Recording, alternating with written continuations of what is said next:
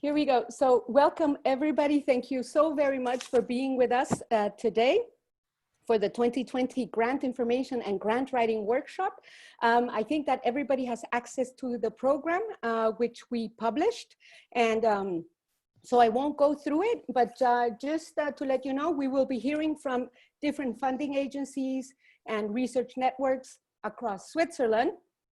And I am recording today's presentations because we received several emails requesting for people to be able to view it later on.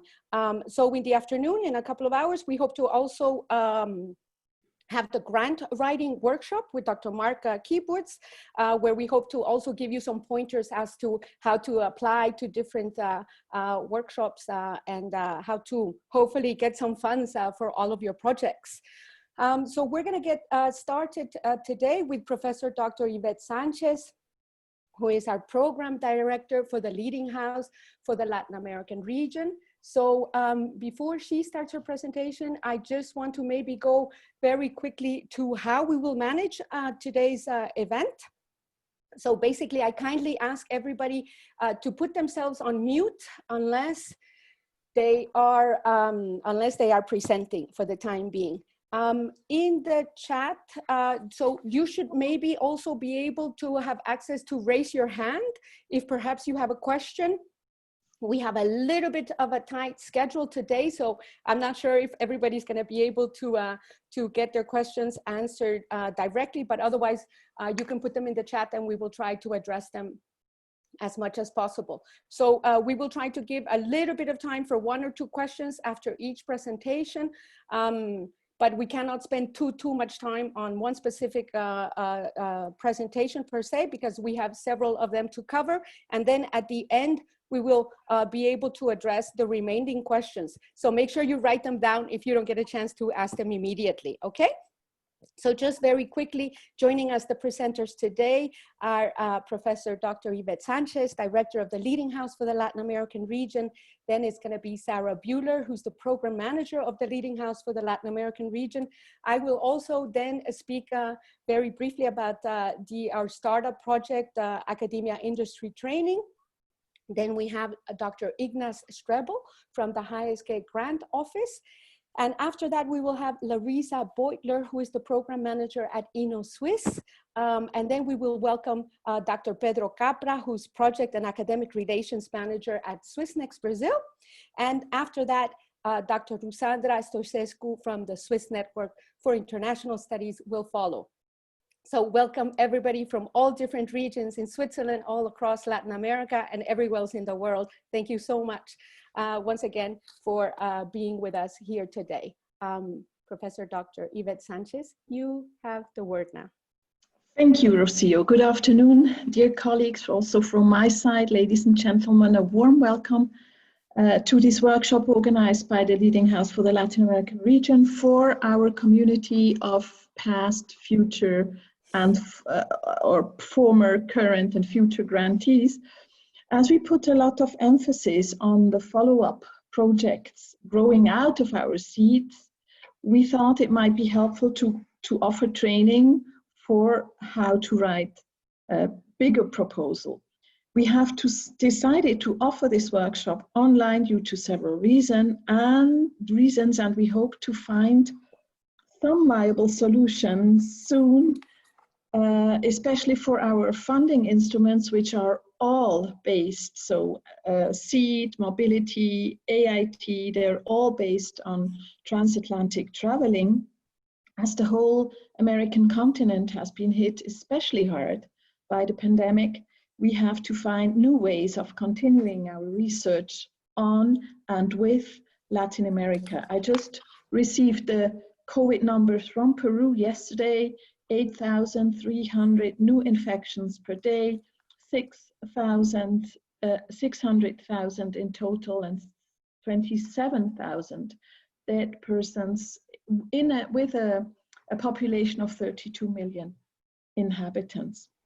Thus, we have to find new ways of research cooperation, mostly in a hybrid mode. That is, for instance, our Latin American partners might meet presentially and the Swiss partners too. and the communication between the two sides might take place via video conferencing. In the middle of constant brainstormings of how to manage the grants in these under these new circumstances, we have received a confirmation from SEDI that our mandate will continue for another 4 years, which makes us happy. Of course, in these 4 years, we will have to find new ways. It would not surprise me if our whole second mandate would somehow be marked by the pandemic. So the next 4 years. Our concept of concentrating on the follow-up grants made us organize today's workshops on grant information and writing. We noticed in our research slam that Mark Kyburz's teaser really raised interest, which is why he will be the protagonist today with his 90 minutes input, but we have the several presentations of our partners, Innosuisse, swissnexBrazil, SNIS, so Swiss Network of International Studies, and our university's grant office presenting before the coffee break, as Rocío just has explained. And speaking of coffee break and coffee, we will actually offer a presential conference on October 2 here in St. Gallen on luxury goods and drugs, coffee, cocoa, and wine. Please feel free to participate if the topic interests you in connection with Latin America. After the coffee break, it will be Mark Kyburz's turn, who will present some very useful and surprising tips. But first, I would like to hand over to Sarah, who during her maternity leave in winter, I can announce this already, will be replaced by Brazilian PhD student Letícia Vargas Bento. Today, Sarah will give you explanations on seed and mobility grants, and Rocío Robinson on the AIT. We have had some changes in our team with a new member, Martin Scherer, for the AIT and Oscar Bohorquez for seed and mobility. Finally, I would like to quickly share the structure of this Swiss initiative for bilateral research cooperation beyond Europe and the US.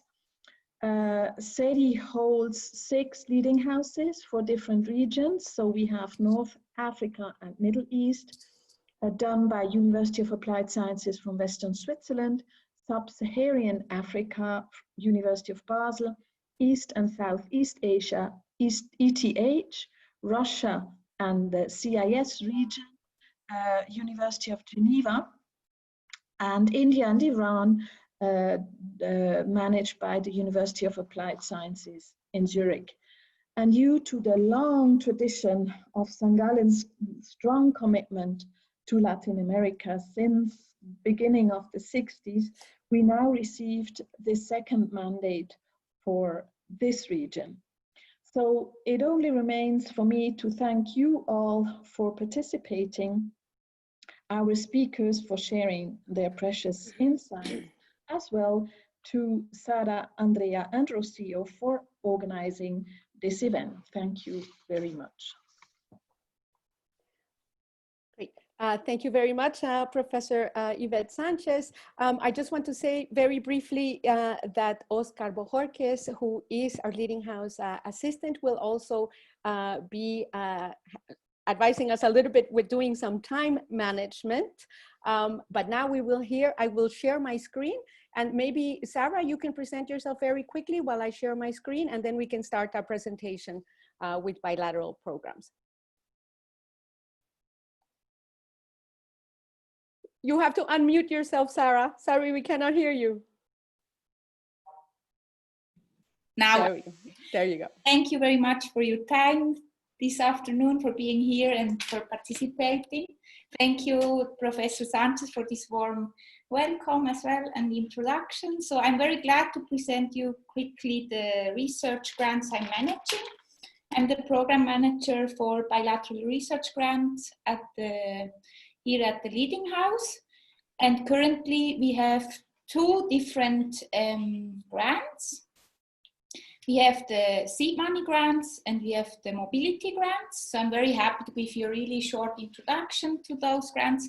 I guess that many of you already know it, but yeah, in case somebody is not really familiar with it, I'm happy to give a short overview. I'm also happy to, if you have some questions, feel free to ask it in the end of the session. I will have some time for it, and then you can also, of course, send me an email. So, yeah. Concerning the seed money grants, we have here the key information. So those bilateral research grants are from 10,000 to 25,000 Swiss francs. You have the, yeah, in US dollar, it's almost the same. And normally those grants are from 12 to 15 months if we consider all the reports we receive afterwards. So it's normally from 12 months, but after the whole cycle is taking normally 15 months. So now with COVID, I have put here plus, because now we have to expand sometimes a bit the grants and be a bit more flexible. So that's the reason, but normally it's 1 year. Then those bilateral research grants are really between a Swiss institution and a Latin American institution. And it's to cover fieldwork, travel expenses, materials, consumables, also dissemination of results.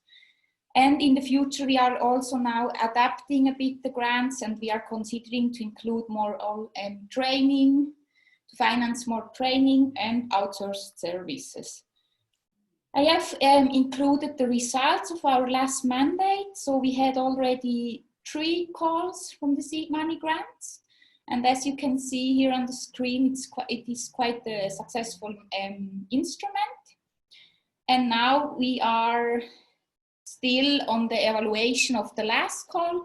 It's a bit with, received 42 for this last call because we limited it to 4 SDGs. And may also be due to COVID. But normally you can see a successful rate of 30% of our seed money grants. So it's quite a successful instrument, I guess. Then the mobility grants. No, we are still with the, concerning the eligibility criteria. So you need normally a Swiss principal investigator and a Latin American principal investigator. And it's really important that both have a permanent position of at least 40% during the call, so we can really guarantee that the project will be successfully implemented. And then from the budget, we normally also need to see that both are committed with this grant. So co-funding and in-kind contributions are really needed from both sides. Then if you are interested in the evaluation criteria, they are always a bit, I try to really put the summary of our main criteria, but according to the calls, there can of course be as well another criteria. But normally we really focus on sustainability. So in our last calls, we linked it to 4 SDGs. Then it was also another really important point was that the projects are innovative, so socially, culturally, or technically. And then we also focus on the international cooperation. So for us, it's really important to see that people are collaborating, that even now with COVID, that they are sharing knowledge, that they are capacity building, that if they are doing separate tasks, then that they may also organize a workshop together. So that's for us really important to see that there is a real need for the international cooperation. And then another criteria is that we wish to see a direct transfer to society. So for us, it's really important that we see that also local communities can benefit from the research and that researchers are really also providing capacity building. Another really important criteria is the follow-up and the dissemination of results. And of course, for our mandates, it's always really important in the course to see that we have a gender balance, that we have a balance of the different countries, disciplines, and universities. So, and now we have the mobility grants. So it's really, the mobility grants are for outgoing students from a Swiss university. So it's to fund PhD students, but also postdoc students to do their fieldwork in Latin America. So we normally really give support with travel expenses, some materials, consumables, and the dissemination of results. And in the future, we also, we are considering to include more training aspects, as for example, summer schools, or as well to finance, for example, outsourced services. But we are still discussing that. In the last calls, it was up to 8,000 Swiss francs. In the current call, it's up to 7,000 Swiss francs. And normally it takes up to 3 months. And people have time to conduct the field trip during 1 year. So in a time of 1 year, they have the opportunity to go up to 3 months to Latin America. I have also put here the results. So we had 2 calls, as we had 1, and 2 is ongoing. So we are still in the notifications. And yeah. Then concerning the statistics I'm providing, for us it's also really important that we can really see which countries have a strong focus, where we should maybe do a bit more of the dissemination of our calls. For example, if you see here, we have Brazil and then Colombia. So for us, it's also a really good insight to see that there is a really huge interest in the research cooperation with Switzerland and the country. So afterwards, it's really important. It's really a good insight to establish afterwards also bilateral calls or other programs. So it's important that we have those statistics. Or you see, for example, that Mexico could maybe a bit more represented. So we also have that to see that we focus then a bit more on Mexico when we launch the calls. Then concerning the disciplines, you can see that engineering is of course one of the top disciplines, medicine, but we really try to have calls where every discipline can be represented, and that the calls are really open to all disciplines. So then the current situation and the response to COVID. So we are really still working on it. We had just a leading house meeting with the other leading houses. Then we had a meeting with SERI. And now, currently, we are really providing project extensions. And we still have to discuss how our projects can be further amended. So for the ongoing projects, for the seed money grants 2019 and the mobility grants, we provide now project extensions until 2021. And in case there are more extensions needed, we have to discuss it. Then for our new calls, the seed money 2020 and mobility 2020, we already tried to adapt it a bit, that the time to conduct research is really of 2 years. So from 2021 to 2023. And we hope that with this flexibility, people will be able to conduct the research. And then also the further amendments, we have to discuss it. And we are, as you see, we are now organizing an online event. And then of course, we are also planning hybrid events. So for the next Research Slam in February, we probably will offer a hybrid event. And then concerning our new mandate, we will now discuss also new instruments, see which instruments were really successful, and also propose new activities. So I think we will be able to give a better overview then of the new instruments also at the Research Slam next February. So thank you. Excellent. Thank you very much, Sarah, for that presentation on the seed money grants and the mobility grants. And now I will be presenting the third financing instrument that we have here at the Leading House for the Latin American region, and that is our academia industry training, our AIT programs. So basically we manage two different programs. One is the AIT Brazil, which is composed of 10 startups from Switzerland and 10 startups from Brazil, and it's now in its 7th year. We also manage the AIT Colombia, which is 10 startups from Switzerland and 10 startups from Colombia, and now it's in its 2nd year. So we manage the AIT Brazil alongside swissnexBrazil. And the AIT Colombia is managed alongside ECETEX. So I just basically want to say that for these programs, it is bilateral collaboration as well. 50% of the funds come from Switzerland and 50% of the funds come from Brazil. And for the AIT Colombia, 50% of the funds come from Switzerland and 50% of the funds come from the Colombian government. Here, the objectives of our startups is basically, our job is to find 20 startups in Switzerland, 10 in Brazil, and 10 in Colombia, and have an exchange between them.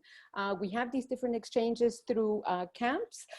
So the Brazilian participants come to Switzerland, the Swiss participants go to Brazil, and we're together with the startups there.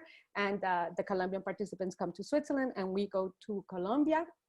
So we have this intercultural as well as exchange on innovation. In a nutshell, we help Swiss and Latin American participants innovate and develop their entrepreneurial and business skills. We give them practical hands-on canvassing and skills acquisition.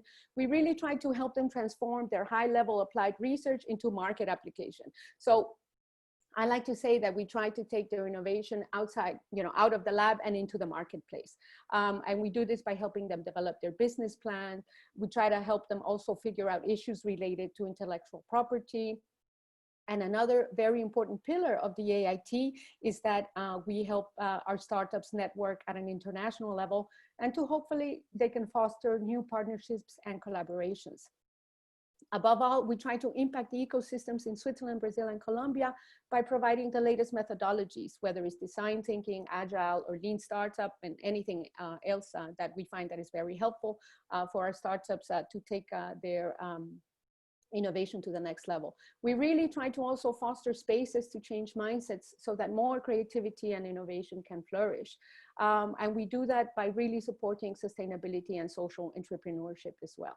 So just to give you a very quick sample of what our weeks during the camps look like. I know that you cannot read this because it's so much information, but this is basically what our startups have to do. It's we really push them from early morning until late afternoon by trying to give them this training and trying to get them to meet the important actors in the different ecosystems. So some of our partners here in Switzerland include, of course, all the universities from all the different regions. We also work with other accelerators as well as industry. So if we have some of our startups working with medtech and health tech, then of course we also try to get them to collaborate with Novartis or Roche. And we do want our startups, because we are a small accelerator with big impact, we also still want them to keep furthering their talents and their innovations in bigger, more global accelerators where they can continue. But we work very closely with the Institute for Intellectual Property and the World Intellectual Property Organization, Mass Challenge, Seed Stars. We work with the embassies. And then of course, we also work with organizations that focus on sustainability. And in the very near future, we hope also that to collaborate closer with Innosuisse. I wanted to give you just a very quick information about our new startups. So for example, the AIT Brazil startups now involve everything from smart sensors to X-ray optics, as well as innovations to help accelerate cancer diagnostics, as well as agri-tech to really have a more sustainable approach with agricultural productivity. So as you can see, our startups come from many different universities, many different regions across Switzerland, across Brazil, across Colombia, and we cover medtech, health tech, agri-tech, clean tech. And here's a sample of our AIT Colombia startups. This is the second edition. Here we have also a lot of focus on renewable energy, on how even microbes can transform unsustainable practices into regenerative solutions. We also have a very interesting startup called Almas Artesanas in Colombia, and they work with Afro-Colombian communities. So they are more just than a platform and a startup. They truly try to impact the Afro-Colombian communities and to give them different techniques. So it's a very interesting project. We also have FE Science, who works with thermal energy solutions for different industries. So in giving you this example of our different startups, I just want to say that sometimes it's very deep technology, but sometimes it's very simple, practical solutions. And for us, what really matters is that our startups have also a positive impact, not only with their projects, but in their communities at large. So what is happening now during the current situation, and what has been the response to COVID-19?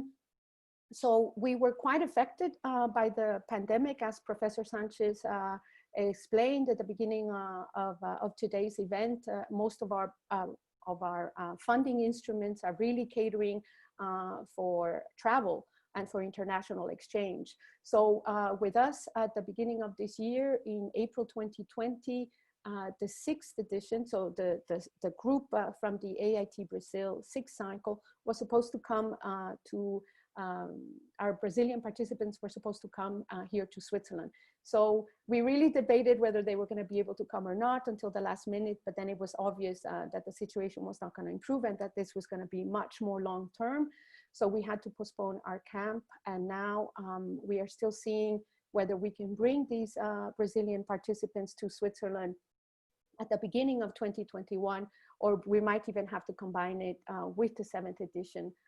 So the group from the 7th AIT Brazil, which we will have this camp here in Switzerland in April.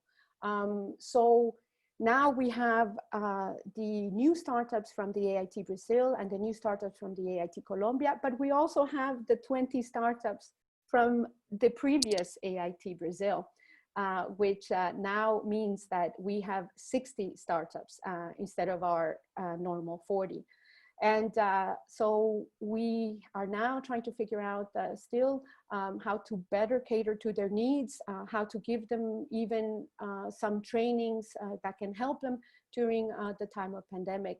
So we have created a combination of hybrid camps. So we will be doing a lot of virtual training, but we will also try to bring our startups together physically whenever possible. Of course, everyone's health is our primordial concern, but whenever possible, we will try to bring them together so that we can have an exchange.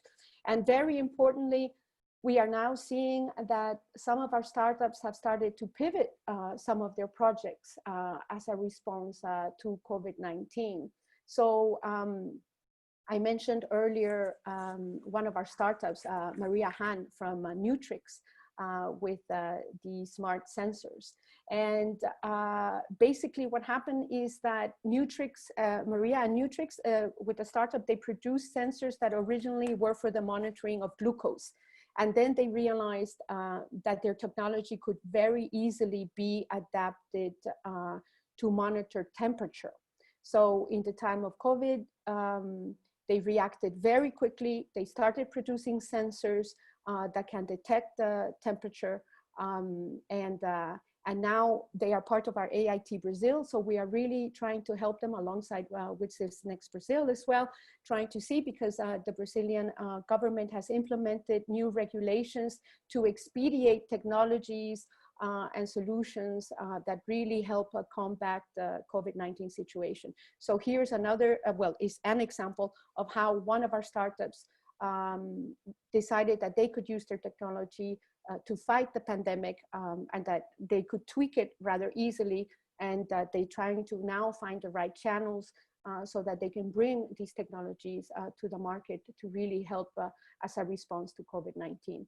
We're in the process of also dialoguing with all of our startups to see how many of them are doing this pivot, and to see also how we can help them and maybe even put them in contact with some of the important players that can help them bring these technologies, these new adaptive technologies to market. So as both Professor Sánchez and Sarah explained, we are incredibly happy at the Leading House for the Latin American region that we have received a new mandate for 2021 to 2024. And what that means more precisely is that we can guarantee at least 3 more cycles of an AIT Brazil and 3 more cycles of an AIT Colombia in the next years. And we're also working with other projects to see how we can collaborate closer. Who knows, maybe we might even be able to bring an AIT Mexico and to also collaborate closer maybe with Chile and Paraguay, who have really expressed interest in also an exchange. So we will see how we can adapt our instruments to really try to impact not only the startups, but also the ecosystems in Switzerland and in Latin America. So basically, I think that's more or less all of the information regarding the Leading House for the Latin American region. If you want more information about our AIT program, we have a separate website, and it's aitstartups.org. And you can also please email Professor Sánchez, Sarah, or myself if you have any questions. I think I will stop sharing my screen right now. But basically one thing that I also wanted to say very quickly is that we will make these presentations available to you. So I should have mentioned that earlier on, because I think some of you were writing frantically all of this information. But I think it's probably better if you listen and take notes, but we will make these presentations available to you. So I think that now I would like to pass the word to Dr. Ignaz Strebel, who will, I think, hopefully share the screen with us and will present the University of St. Gallen's Grants Office information. Dr. Ignaz? Let's see. We cannot hear you. Sorry, please unmute yourself. Works. Can you there hear? You go. Thank you. Now we can hear you. Okay. Thank you so much. Thank you for the invitation, Sarah, and the whole group. So I'm very happy to be here and to present you the activities of the Grants Office at the University of St. Gallen. I also want to show you a little bit how the funding works in Switzerland. I think it's quite interesting for the whole group, not only for those who are employed or work at universities in Switzerland, but also for everybody else, because there is also many opportunities for Swiss researchers to apply for funding with our funding bodies to either, for example, visit Latin American universities or to bring people from abroad to the universities and higher education institutions in Switzerland. So what I'm going to do, of course, there is a lot of information and I want to be as short and as synthetic as possible. I have prepared a handout which is 53 pages long. I'm going to share that with you now. Let me see if I can do that like this. You can download it from my Dropbox.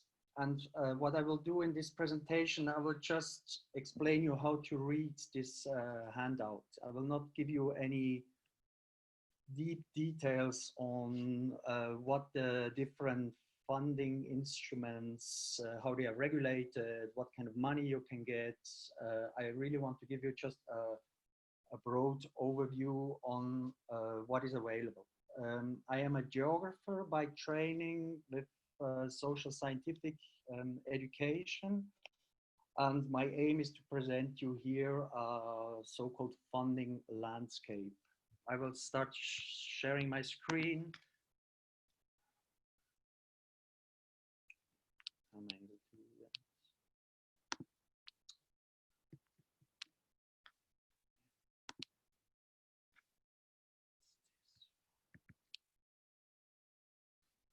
Does this work? Can you see my screen?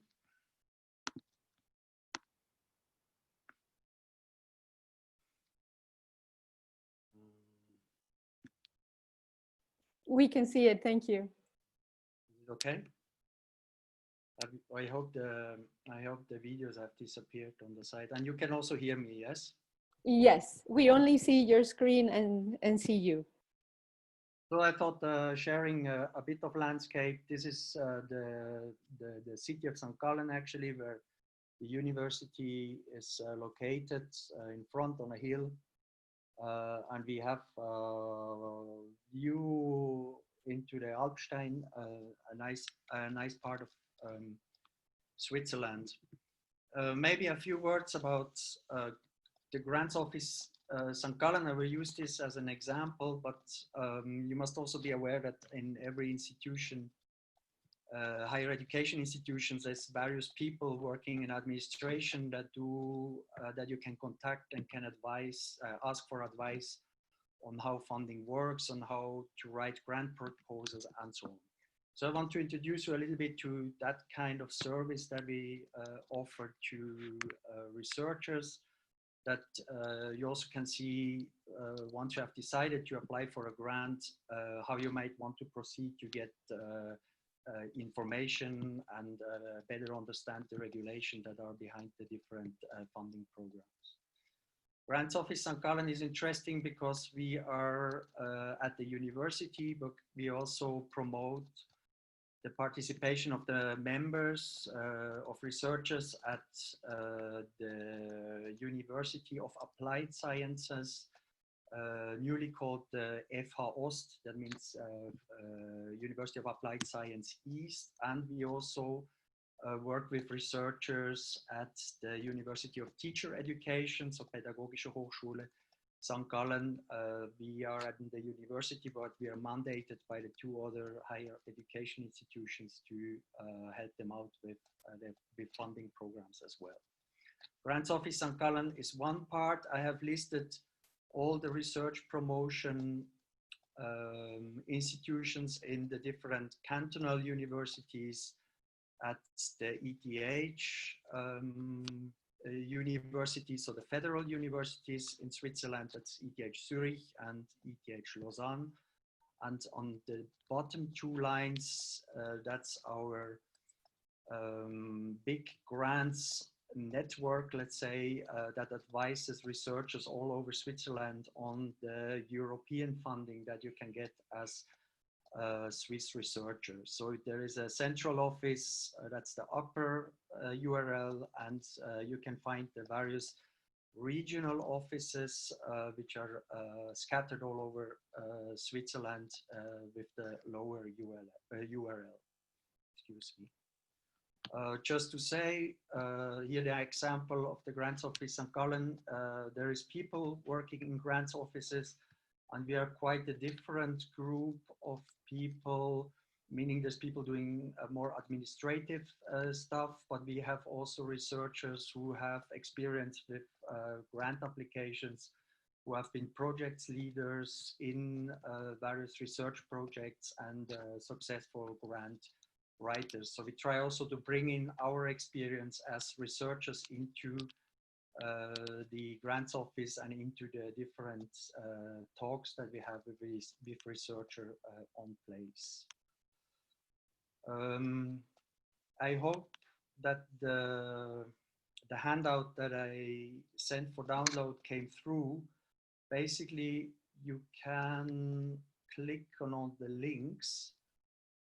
Yes, Dr. Ignaz, I think that we have been able to hear you very well, but unfortunately we were not able to see you change your presentation slides. So we are still stuck in the original cover, how do I fund my research, the first slide. So I'm very sorry about that, but okay, no problem. It's good that you tell me this. I don't know, resume share. I think I am here. Is that better? Can you try to push your button down so that maybe that will... You need to push the button down, this one? In your keyboard, you can try with the button. Yeah, or maybe if you push the escape button, then perhaps that will release the main screen. And then, yeah, and then now we are on slide number 5. So maybe if you, now we can see you move your slides. Slides. Exactly, so now we're in the first slide, thank you. Okay, I have just said what the University of St. Gallen Grants Office is doing. I have shared links to all the other grants offices all over Switzerland. This is the slide. Can you see this slide now? Yes, we can. And again, I just want to reiterate once again, we will share all of these presentations with you, and we will also send a link for the Dropbox that Dr. Ignaz Strebel mentioned earlier on. Okay. So sorry about that. I presented the people, said something about the people, and I'm now here. So can you see this slide with what grants offices do? Yes, information, advice, support. Okay. That's what I wanted to say. So we inform about what's available in funding. We advise a researcher on how to find and apply to various funding instruments, and also we support researchers with grant writing, meaning we do screening and help with administrative issues with the grant application. I'm going to slide number 7. We have, and all the grants offices in Switzerland have their own internet site. There is a lot of information also on the intranet of each university available. You can actually click on these links if you can download the presentation from the chat room, and you will get directly to the mentioned pages. We also have a newsletter that we publish 10 times a year with new grants, advertised new calls that are published from the various funding institutions, and also from foundations. Okay, so the funding landscape, this is what I want to bring together a little bit with you. We have I have reduced this to some 5 bubbles with having a color each. The Swiss National Science Foundation is our biggest funder of research in Switzerland, with approximately 1 billion Swiss francs every year given away for research purposes. I will detail this a little later. Then the second big pot, if you want, where we can apply as Swiss researchers for funding for, is the European Union with its various framework programs. So Horizon 2020 is just about to finish. Horizon Europe will be the next framework program that will start at the beginning of next year. The other funding body that is important for research in Switzerland is Innosuisse. This is the Swiss government's innovation agency. There will be a presentation a little later on this, so I will not lose too much time talking about Innosuisse. Many universities also have internal funding available, so an amount of money that the university spends to support their own researchers doing research projects at their own institution. And the 5th part is are many other financing possibilities for research, such as money that is available through foundations, but also through governmental institutions, and maybe also through private sponsors. Important for us is that the grants office advises on how to get public money, so money from public institutions, and we are not advising on money that private sponsors would provide for research at the University of Sakala.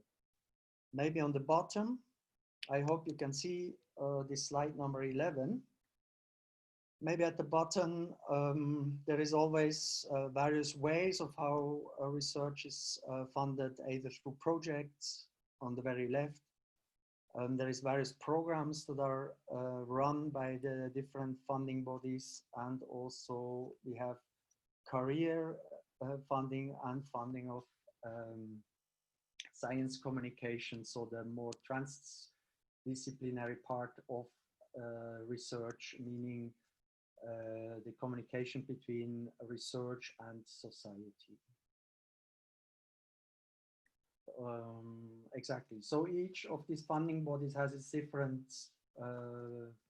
funding instruments. These are the opportunities for which researchers can apply for.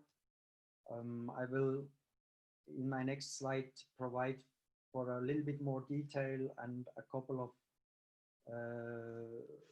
helpers on how to read this funding landscape.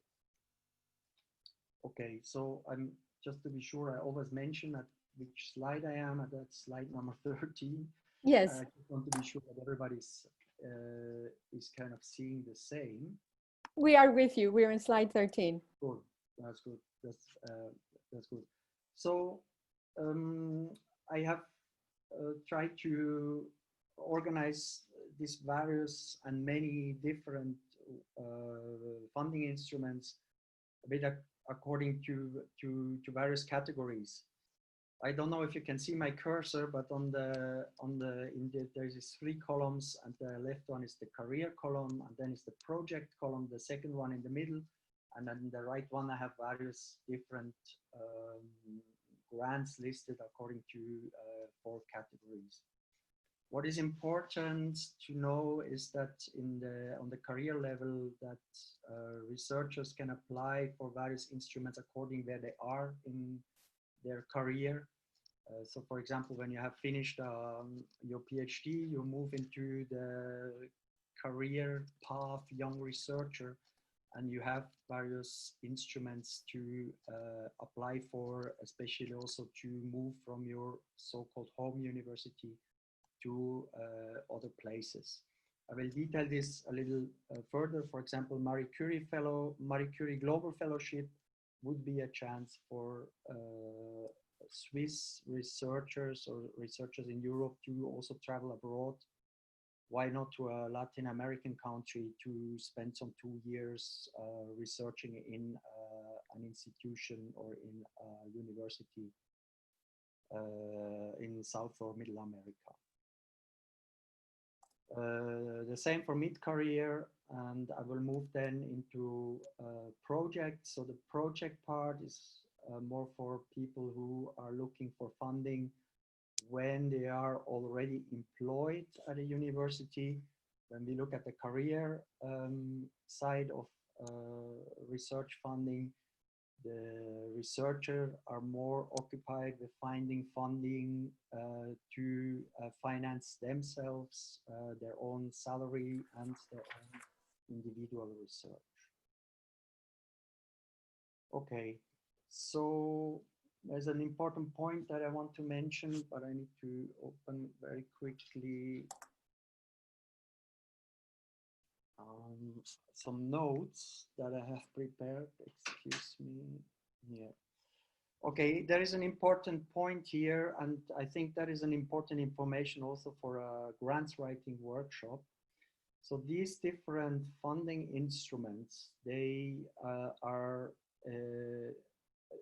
different because they are differently regulated. They have different regulations. They have different eligibility criteria. They have different application procedures, and also each of them has its own evaluation procedure. So when applying for one of these funding instruments, this is extremely important to know that it is not enough just to be a brilliant researcher with theoretical background and good methodological backpack, but it's mainly important to know what one is applying for. So to read the funding regulations is extremely important when starting writing grants. And the point that I wanted to make is that when writing a grant, you have a very different readership than the one that you would have when you write a scientific paper. This is two different kinds of texts. And to understand what your readership is when you write a grant proposal, it is important to properly investigate, to properly read the texts of the call and of the funding regulations. And also you might want to understand very precisely how and who is in the evaluation panel of your funding instrument. Excuse me, there was some phone calls that I cannot manage because I am not in my own office. I wanted to maybe in a couple of minutes that I have, I wanted just to show you how this handout is organized and what kind of thoughts I had when I was preparing this handout for this particular group. So my idea was to think about what kind of funding instruments would be interesting. So from the Swiss part, for researchers who work on Latin America and researchers who want to collaborate with researchers in Latin America. So this kind of two elements I had in mind when I was preparing this presentation. I hope it is helpful for you and you can somehow find yourself in that presentation a little bit.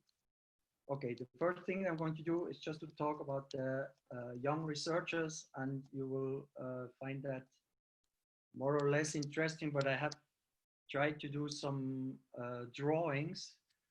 And the principle of this funding instrument, so there is 4 that I list here, are more or less the same. This is mainly a researcher, which I have symbolized with this gray little woman. This is a researcher who is applying or entering a competition to get money to fund his own salary, but also to get some money to cover travel costs, research costs, maybe some overheads that are necessary. There is also family allowance included. And it is important to know that these funding instruments are for individual researchers. So the point here is that you move away from your original university, or you should move away from the university where you finished your PhD, and you have various possibilities on how such a move is organized through such a funding instrument. Let's take just the 2 where I think could be interesting for people who might want to move to Latin America. So the postdoc mobility means once you get the grant, this is that you will have to spend an amount of time in a non-Swiss host institutions. That's the second line that I'm talking about. And included there is also the possibility or the must that you return to a Swiss institution, but not the institution that is the place where you did your PhD. So this is the kind of way you can apply for example, if you want to go to any place in Latin America, you have a possibility here to do that move to get into the Latin American research business, and then the instrument wants, of course also that you as a researcher, you turn back to Switzerland because Switzerland, of course, does not want to lose you because you're a good researcher. A little bit the same with the Marie Curie Global Individual Fellowship. There you can move to a global host institution and you have to come back to Europe afterwards. Okay, that is my short introduction to the young researchers. I have then listed all these funding instruments, which I'm happy to share with you. These are the four of these fellowships. I will not go into detail, but let you read this quietly when you have a moment and you're interested in finding out what these different funding instruments offer. Okay. I see that I have 2 more minutes. I just want to show you that the mid-career researcher, this is similar in this way. Here it is not about moving away from your institution, but get your feet into an institution and not to research you yourself as an individual, but to get the possibility for you to start an individual research, so research that is not dependent of a host, but your individual research, and you apply also for money that is available to you to employ your own research group. That is the important information here. Again, I move on. I don't have much time. These are the instruments that you might want to think about applying for. Various of these instruments also include funding for traveling, funding for bringing people from abroad to Switzerland to spend here some time, for example, for a workshop or for a conference. So it might be interesting not only for you to fund your own research group, but also to fund or to finance traveling and costs of people who would visit you in your home countries, say Switzerland. It would also be possible for you to apply or budget money to travel abroad. Excuse me. So I have 1 more minute. I will take 2. These are the research projects bottom up. Here the situation is different. You can only apply for a research project funding when you are employed in a university. So you need to be employed in a Swiss university, and we have different funding instruments where it is compulsory or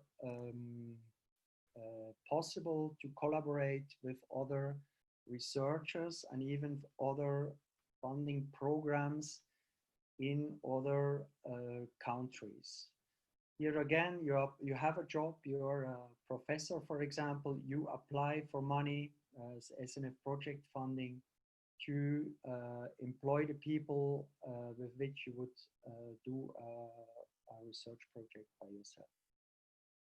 Okay, wanted to show you this slide very briefly. So this is new since 1st of August that the Swiss National Science Foundation has an agreement with the Sao Paulo Research Foundation on so-called lead agency processes. That means that you can put yourself together with a Brazilian researcher, if you are a Swiss researcher, and do an application that would go into both funding bodies, applying at the same time with the SNSF and the FAPESP. Exactly. I leave you also the details. You can read this carefully, and you have on every slide, you have the links that connect you with the respective websites with the SNSF or FAPESP. Synergia is another project. Here we go. Maybe one thing that I want to mention, I go back to slide number 27. If we say researchers in, for example, the University of St. Gallen apply for project funding to employ people. A possibility here is also that the professor in Switzerland or the researcher in Switzerland employs somebody from abroad.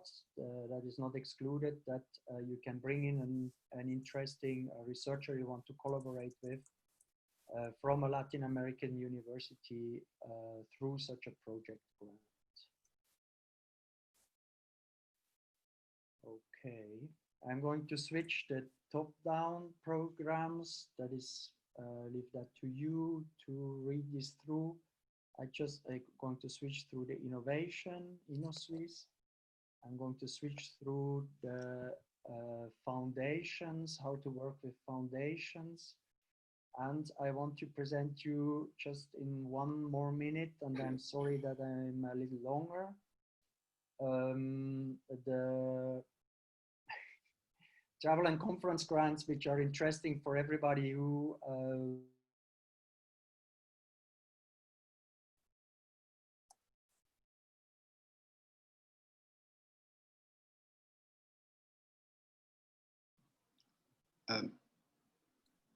I think we might have lost the connection with Dr. Strebel. Let's just wait 1 or 2 seconds to see if we can gain it back. Otherwise,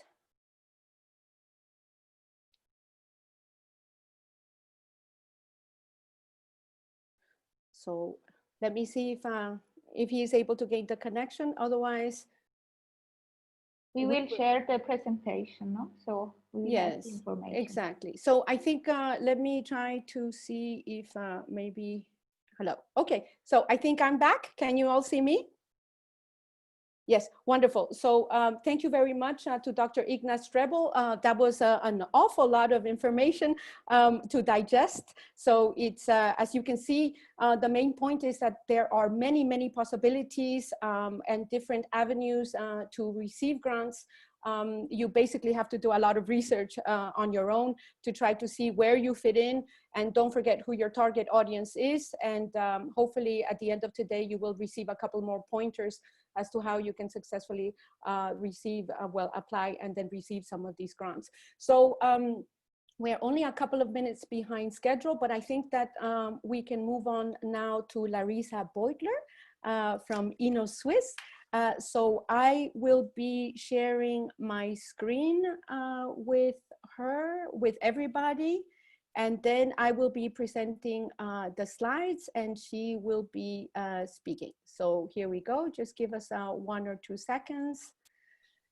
And here we go. So Larissa Beutler, thank you very much again for being with us today. We're ready whenever you are. Okay, thank you, Rocío. Hi, everybody. Good afternoon, and thanks for having me. My name is Larissa Beutler. I am a program manager working for Innosuisse, and I will try to introduce the main funding opportunities within those 10 minutes. And I encourage you, if there is something which is of interest for you, to look it up on the web, because I will not go into very much detail of each of those. But for each funding opportunity, you will find also the contacts of the program manager of the respective funding opportunity. So on the next slide, you see the 4 main pillars where we fund innovation. So basically, Innosuisse mandate is to promote science-based innovation of industry and society in Switzerland. Then on the next slide, you see the first pillar. So the Start Your Innovation project pillar is where we bring academia and industry together to work on an innovation project. It is actually the main national funding instrument at Innosuisse, and it is quite open in the sense that you're not required to submit a proposal at a certain date, nor is it restricted to specific topics or maximum amount of funding. So you're quite free. It really all depends on the innovative character of your project and how well your consortia is managed, and this will be evaluated by Innosuisse experts. And this is actually also the funding mechanism which is applicable for the bilateral call between Innosuisse and EMBRA-P, the Brazilian funding agency with whom we have a call running right now. And I will say a little bit more about that in the area of Go Global. On the next slide, we see that there is really a win-win for both partners. So the academia sector gains access to the market, and the implementation partner gains access to research and science. And the goal is really to put those efforts together in an innovation project, which then go into the market. On the next slide, please. So through the Start and Grow Your Business instrument, Innosuisse supports startups and people who want to start their own business. We offer individual coaching or startup training programs and modules to build and develop entrepreneurial knowledge. The next slide, please. There is the opportunity to get to know other markets all over the globe, as you can see on this global map. For startups who want to enter the international market or want to scale their business, this might be a very interesting opportunity. However, due to COVID-19, Innosuisse is currently holding its startup camps on a virtual basis. The next slide, please. Be Connected offers 3 different support opportunities. So one of them is a free mentoring support for SMEs, but also for startups. Those mentors know the Swiss innovation landscape perfectly well, and they will help you to find the right partner to assess innovation projects and ideas, and also provide support for submitting an application. The second is a financial support for networking events to an innovative topic that bring together stakeholders from industry, academia, and society. And the third is the NTN, which stands for National Thematic Network. It is an innovation booster that gives SMEs a competitive edge through cooperating with partners along the value chain and by incorporating the knowledge, skills, and technologies of the universities. And next one, please. In the area of Go Global, we help companies to work together across national borders and advise you on global funding programs and calls to tender in your field and support your project with funding. The Enterprise Europe Network, short EEN, supports SMEs and startups to find international businesses and research partners for innovation projects. And within Go Global, there is also the bilateral cooperation, which we manage, as I previously mentioned. Currently, we have cooperation agreements with obviously Brazil, South Korea, Canada, India, Singapore, and Sweden. And with Brazil, we have launched the very first bilateral call this year. The call deadline is actually next Friday. So we are very excited to see how many and what kind of proposal will be submitted.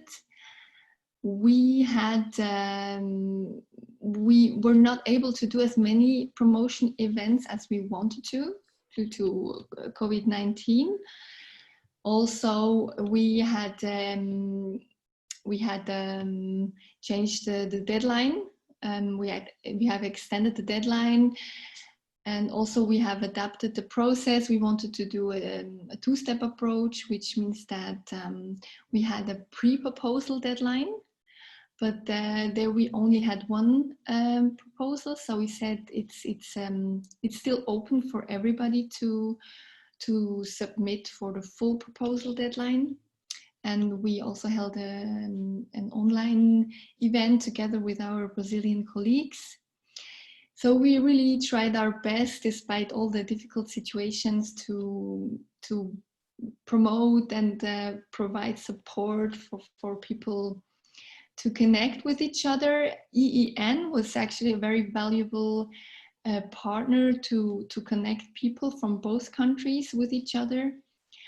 But however, also First Insight showed that the interest was really big, but it was still very challenging for companies to really build up consortia within the time frame. But yeah, we will assess and evaluate with our Brazilian colleagues, and we'll discuss how we will move forward with this cooperation. And of course, we will stay in close contact with the leading house to exchange and yes, how we will move forward. On the next slide, there is a little overview about the international program opportunities. So on the left side, you see Eureka and Eurostars. This is a support for R&D performing SMEs, which is basically a bottom-up approach. On the right side, you see 3 different thematic innovation programs where Innosuisse is also a member. AEL is basically looking for ICT solutions supporting elderly people. Excel is a cooperation in the area of electronic components and systems. And Aeronet is a cooperation in the domain of new and innovative materials. Also here, I really encourage you to look up the details on the web and contact the respective program managers. So next slide, please. This was a very short overview about the various funding opportunities you have with Innosuisse. And maybe 2 or 3 words about COVID. So we don't have like a general approach on how we adapt things to COVID. It's really also specific to the funding opportunities. As I said, with the camps, they are now online. Many of the ongoing projects, they requested an extension. But yeah, it's really depending on the funding mechanism. And yeah, so also there I really encourage to contact the program manager for each of the funding opportunity. So this was it from my side. Thank you, Rocío. Larissa, thank you very much for all of this very useful information. And we are back on track with time. So thank you also very much for giving us this very precise overview. And I think we can go to our next presenter, which is Pedro Capra from swissnexBrazil, and he can share the screen with us. Welcome, Pedro. I can, yeah. Hi, how are you, Rocío? Thank you. Just a second. Sure, no problem. Can you see my presentation? I don't think so. No, not yet. Okay. I don't know what's going on, but maybe you have my presentation. Perhaps you could share it for me, please. Mm-hmm. Just a second. I don't know what's going on. Sure, you can try. Again. It's okay. We have a minute or two. So otherwise, you have just the newest version now in your inbox, Rocío. Okay. Yeah, but no problem. I can start. So thank you for inviting me. Thank you, Rocío, for presenting me. Thank you, Professor Yvette Sánchez. It's a pleasure to see you again, and it's always a pleasure to participate in your events. And thank you, Sarah, for the invitation. It's great. Thank you very much. And congratulations for the new mandate. It's great. Congratulations, really. I'm looking forward to work with you guys. So who are we? Who is SwissNex? SwissNex is our network is part of an initiative of the State Secretariat for Education, Research and Innovation, SERI, as Professor Yvette mentioned before. And it's part of the Confederation's network abroad in collaboration with the Department of Foreign Affairs. SwissNex is the global network connecting the dots in education, research and innovation. Our mission is to support the outreach and active engagement of our partners in the international exchange of knowledge, ideas, and talent. If you could see my presentation, I would like to change now, but that's okay. So if you give me just 30 seconds, no I should problem, be able to put it up no. online. I'm working on it Okay, right now. No, that's fine. But then we have 5 locations, and their outposts are established in the world's most innovative hubs. Together with around 20 science and technology offices and counselors based in Swiss embassies, we contribute to consolidate Switzerland's profile as a world-leading innovation hotspot. The activities of SwissNex network are based on a collaborative approach, relying on public and private partnerships and funding. Our basic, what we like to offer, what we have to offer, our core value is connecting partners with innovation ecosystems worldwide and advising on trends and opportunities in science, education and technology, promoting the visibility of Swiss higher education and research institutions, startups, and other innovation-driven organizations. And of course, bringing new ideas, promoting new ideas and knowledge exchange. Thank you, Rocío. You could go to slide 4, please. Yeah. Yes, sorry about the technological hiccups. We're trying to solve it right now. It was my fault. I should have tried before, but it's okay. If you can go to the 4th, please. Yeah, my computer is a little bit slow, so just give it a second. No problem. Okay, this is, you can go back one, please, I believe. Okay, one more, back. So who do we collaborate with? As a collaborative organization, SwissNex is driven by an ever-widening group of dedicated public and private partner organizations. SwissNex network collaborates with a broad spectrum of partners related to international research and innovation, supporting them in their outreach and active engagement in the global exchange of knowledge. Mainly, we collaborate with higher education and research institutions, governmental and publicly funded institutions, startups and innovation-driven companies, non-governmental, non-profit organizations, creative industries linked to education, research, and innovation. What about swissnexBrazil specifically? After Boston, the support of private sponsors made it possible to open a new location, San Francisco. Then a year later, another one in Singapore. And then in the following year, SwissNex locations were opened in Shanghai, China, Bangalore, in India, and then in 2014 here in Brazil. In 2015, after 10 years of activity, the SwissNex in Singapore was changed. It was transformed into a science and technology office within the Swiss embassy. And this year we are celebrating our 20th anniversary. So it's we are going to have a party in Boston next month. And probably at the end of the year, something will happen in Switzerland. I'm not sure exactly what, right now, but please follow us and you'll know it. swissnexBrazil is a platform for the exchange of knowledge in education, science, research, and innovation. We use public events and study tours to highlight the best of Switzerland and Brazil, and to create opportunities for networking among our professional contacts, both in Rio, São Paulo, Minas Gerais. I mean, Santa Catarina, I saw a lot of Brazilians here, so maybe someone will help me with our geography, but we have connections everywhere here in Brazil, and we try to connect with all our partners in Switzerland.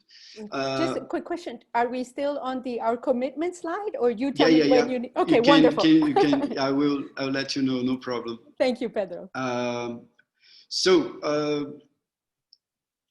What we can, our usefulness, our ability to help researchers and scientists and universities is to connect them with policymakers, entrepreneurs, leaders, and trying to offer a perspective of Brazil and how things are done here to this new researcher coming to Brazil.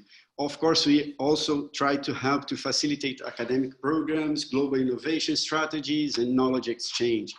Of course, create and trying to present projects, and we try to do that in an innovative way. So sometimes we have to create something completely new, and I expect to show you this in the next slide, or you can move now, please. We do it, and how do we do this? How do we connect? How do we introduce this system to people? So we try to do networking events, trying to connect with relevant contacts, and either from universities, research institutions, companies. We do it supporting collaborations and network, organizing talks, workshops, seminars, residencies, conferences, and we support supporting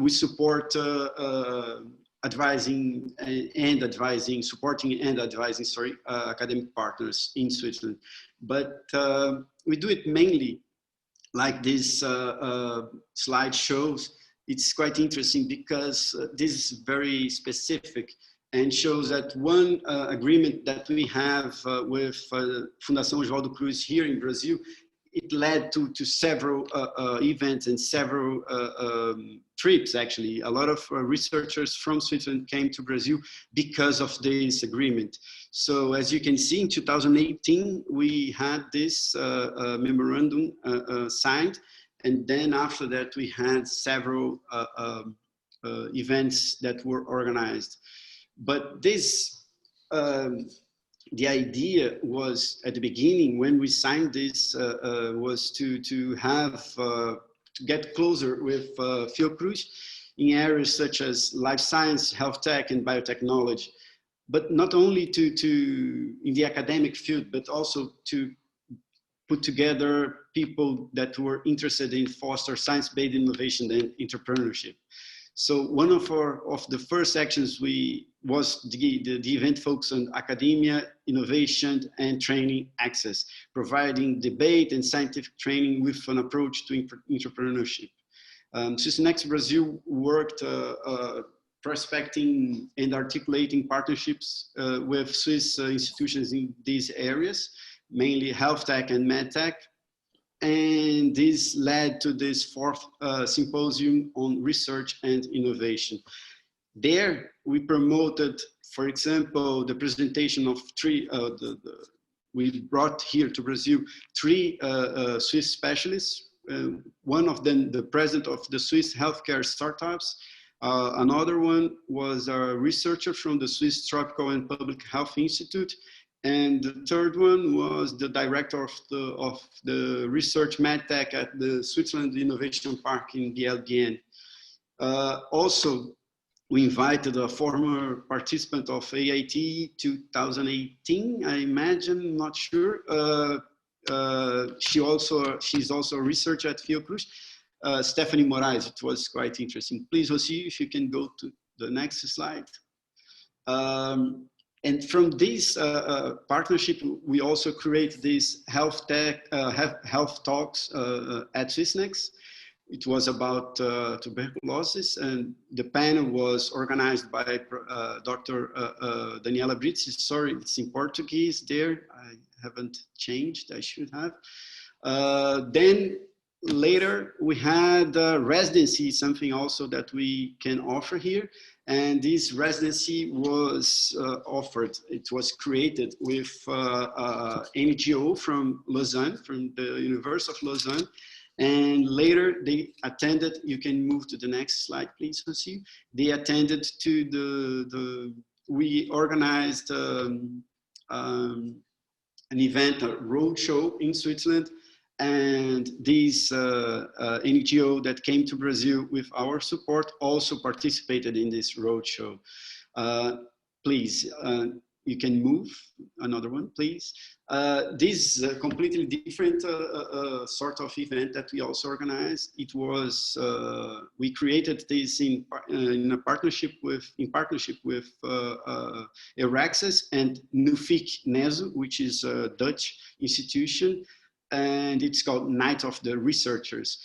The event aims, to celebrate, to put researchers together and trying to create collaboration.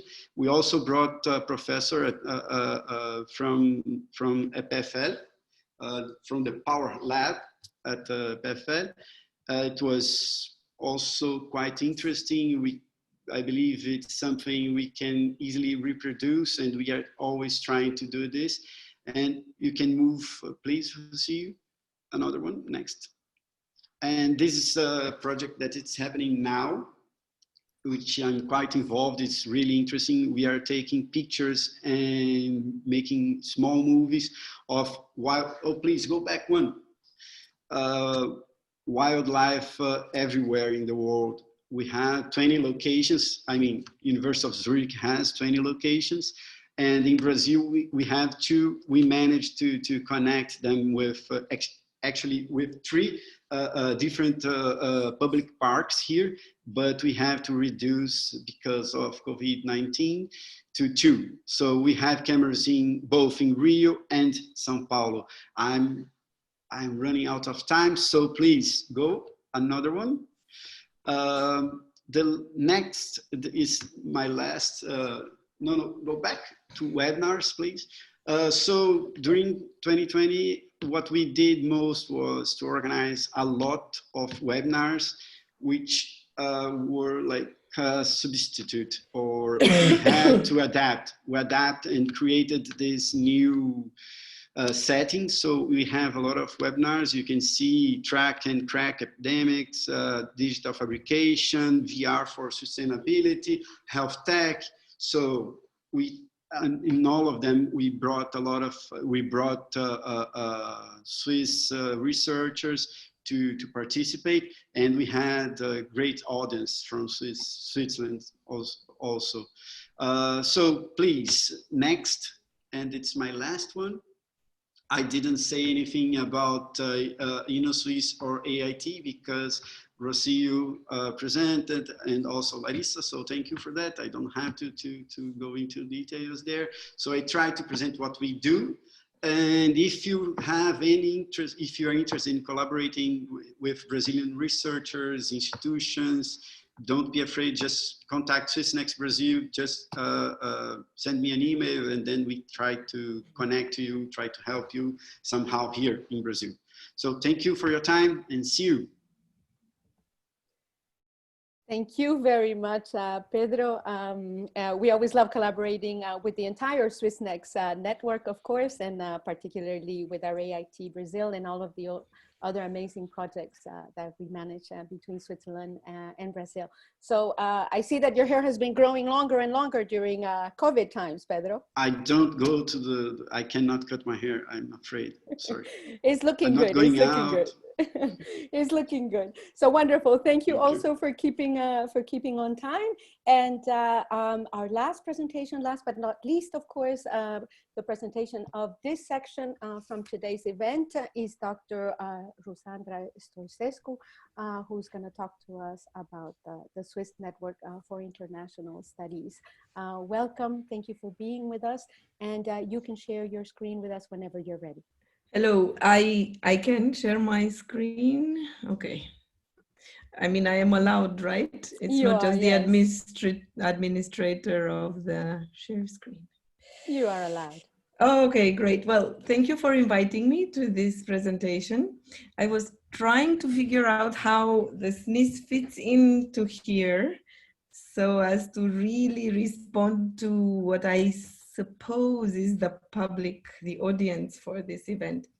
So the Swiss Network for International Studies, really, I think the easiest way to introduce it is like a very, very tiny micro Swiss national fund for particular type of projects, which is projects in international studies that are interdisciplinary. So we fund about 8 projects a year of projects in international studies research that they are always headed by people working in Swiss universities. So that's very important to know, that it is Swiss researchers, postdocs, or professors who can apply for this kind of funding. So as you can see on the first slide, our mission is to foster intellectual and professional links between Swiss academia and international organizations. We fund pluridisciplinary research projects, and we favor intersectoral issues, and as I said before, international studies writ large. And we also very much promote sharing this research in, let's say, in a framework of science communication mostly. So basically the communication of results obtained from scientific research, but in a way that can be shared to a wider public. We have 3 main, let's say, funding opportunities. The big one is the call for projects, which is the yearly funding opportunity for these projects I was mentioning, and which I said they can be applied to by people working and having a position in Swiss universities.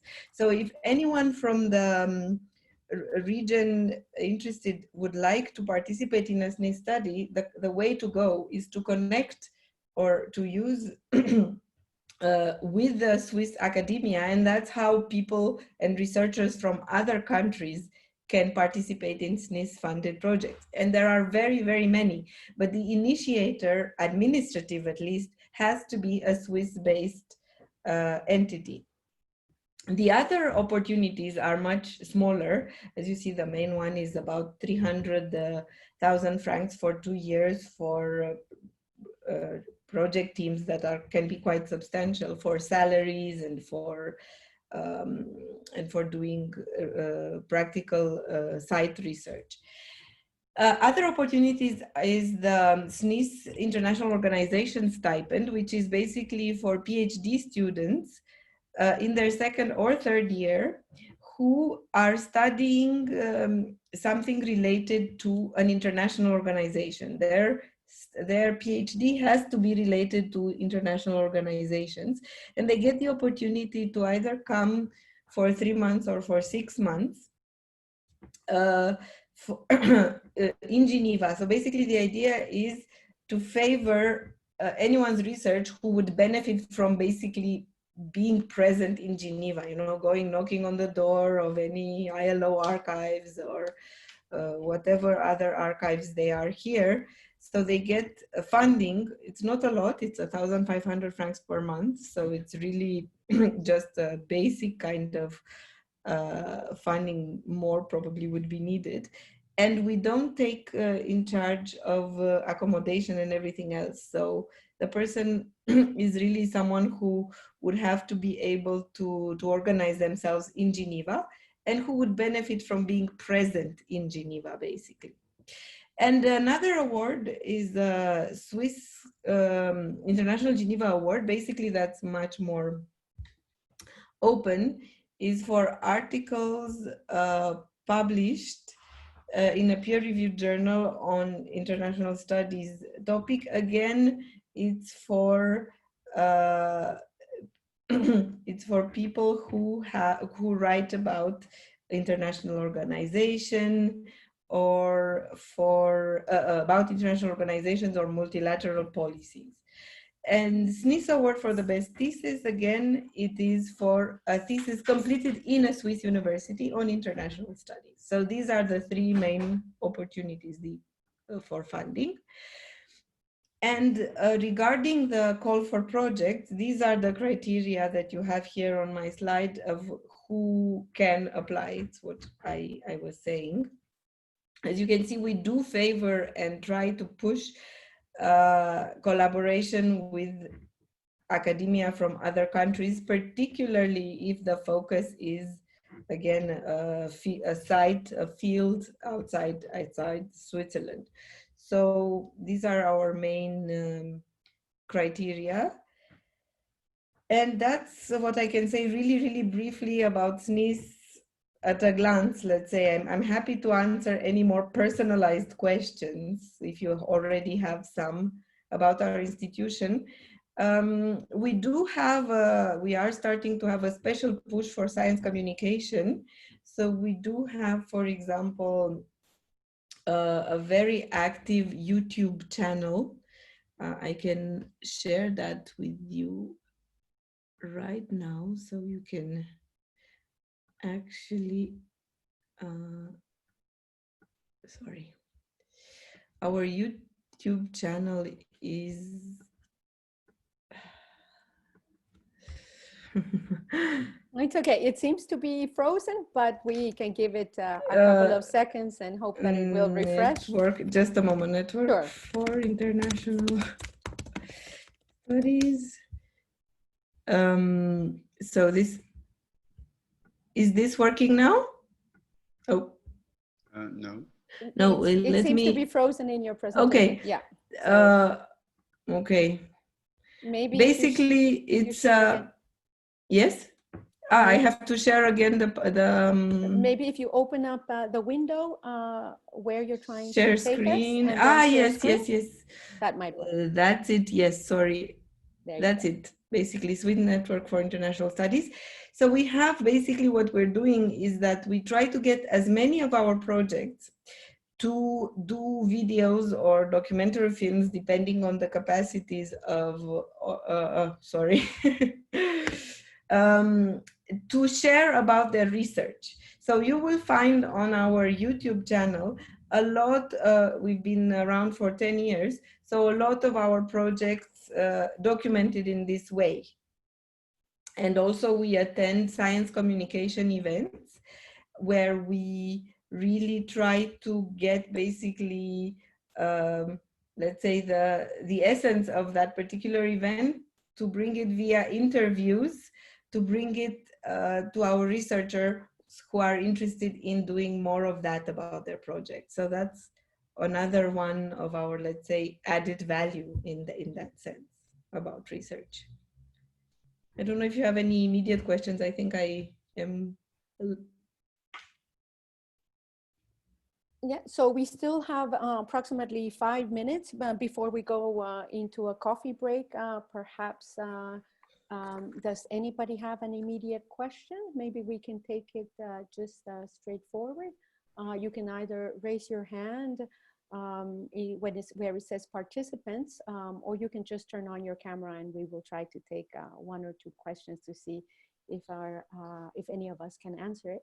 Maybe you can stop sharing your screen. Oh, sorry, yes, good thing you remember. You reminded me. How do I do that? You stop share. Exactly, okay. Wonderful.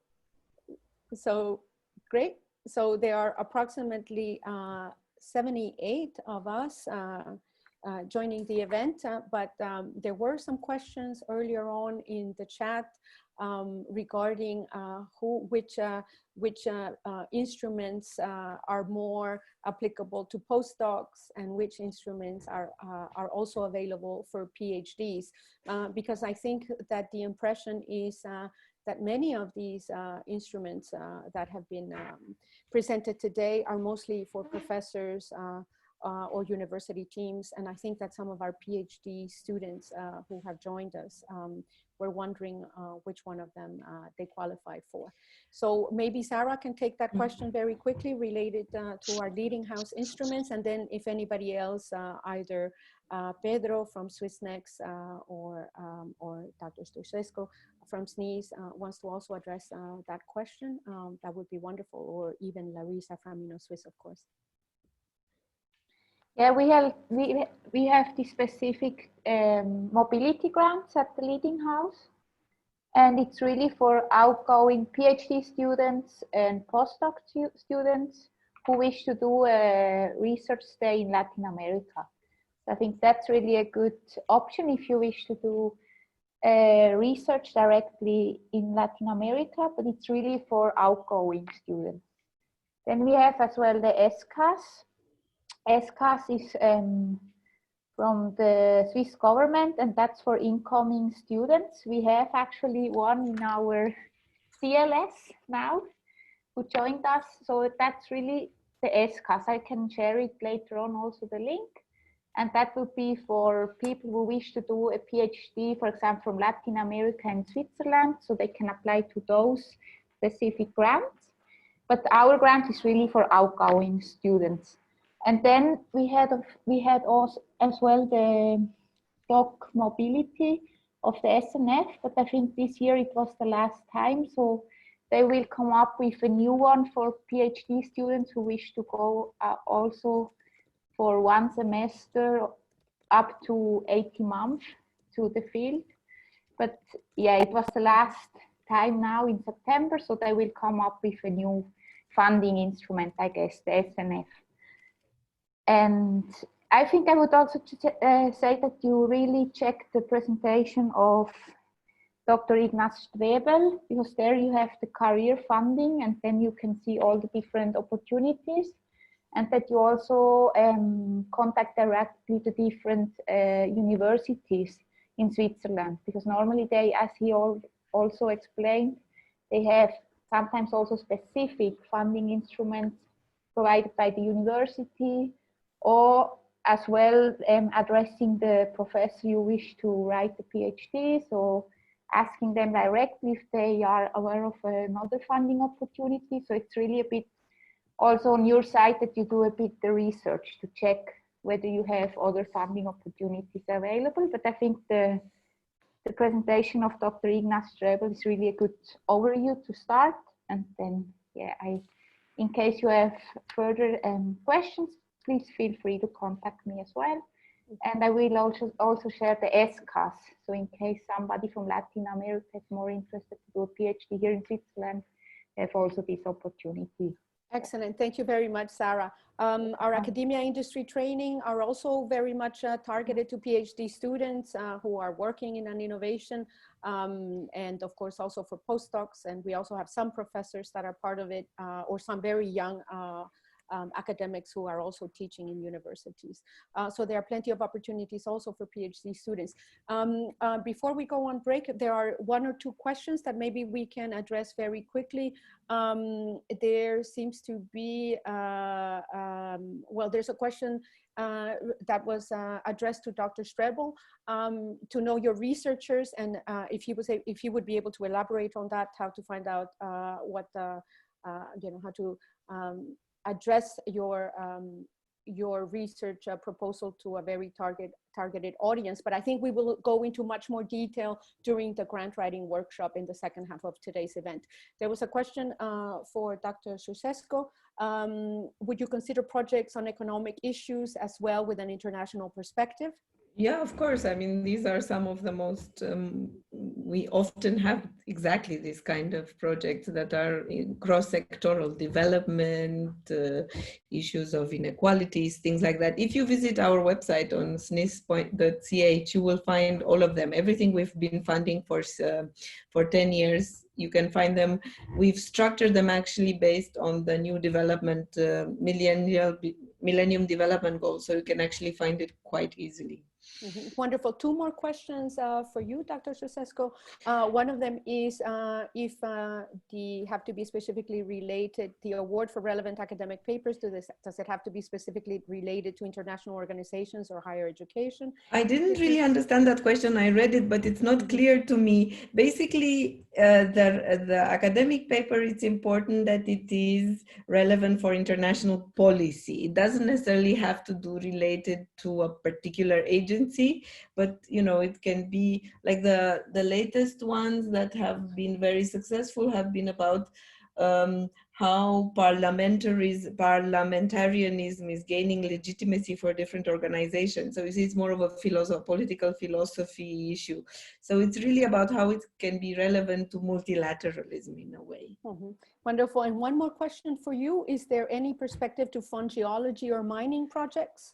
If you are connected to a team in Switzerland that deals with that and maybe, you know, social issues, strictly just geology, no.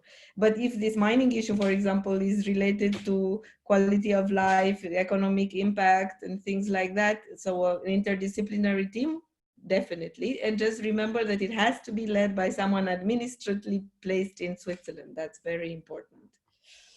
Wonderful. So I think for the time being, those are all the questions that we have received. And before we all suffer from screen fatigue, I think we all need a little coffee break. We really wish that we could provide that for you in person, of course, because that would be wonderful for networking and to offer you some of our delicious Latin American snacks and so forth, but hopefully sometime in the future we can do that. So I would say that if nobody has a very pressing immediate question, that we take a coffee break for the next 10 minutes, 12 minutes, and we really hope to get started once again at 3 o'clock Swiss time, okay? So see you guys in about 10 minutes. Thank you, everybody. Thank you so very much for all of our presenters for providing all this very interesting information. We'll see you again in about 10 minutes. Thank you very much also for being with us. I think that the first part of today's event was incredibly insightful.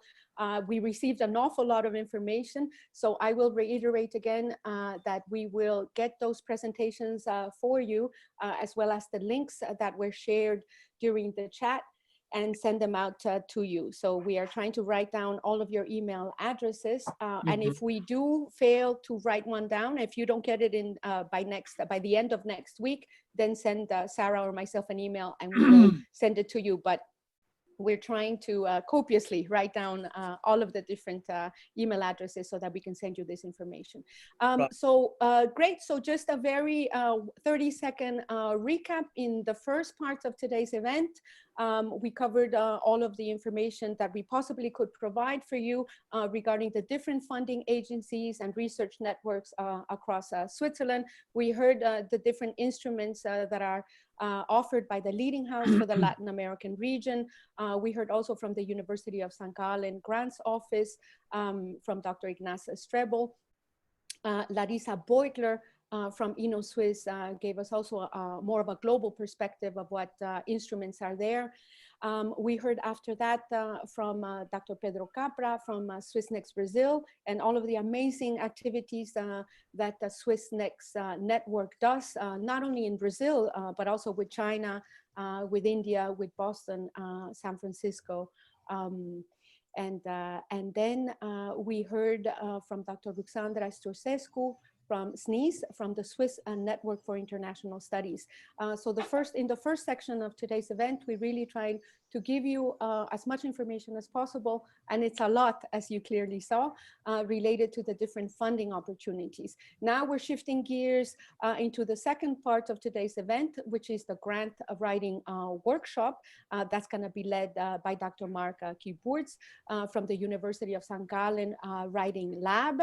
And here, well, he will explain all about it, but the intention was to give you more practical hands-on training so that you can apply for all of the grants that were mentioned in the first part of our event, and then hopefully you will also be the recipient of some of these funds. So thank you once again for everybody who's joining us from Brazil, from Ecuador, from Bolivia, from all across Switzerland, all of the universities of applied sciences and the different universities. We welcome you, and thank you very much, Dr. Mark Kyburz, for taking over for the second part of our event. Well, Rocío, thank you very much for the introduction. Thank you to Sarah and also to Professor Sánchez for inviting me today. Okay, I'm just going to share my screen with you.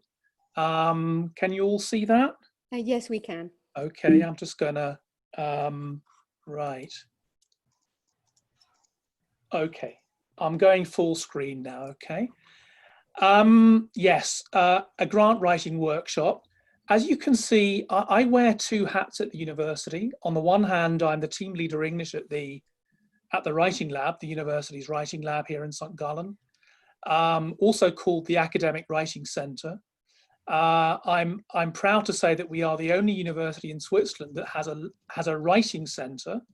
The majority of the others have a language centre, but not a writing centre. All right.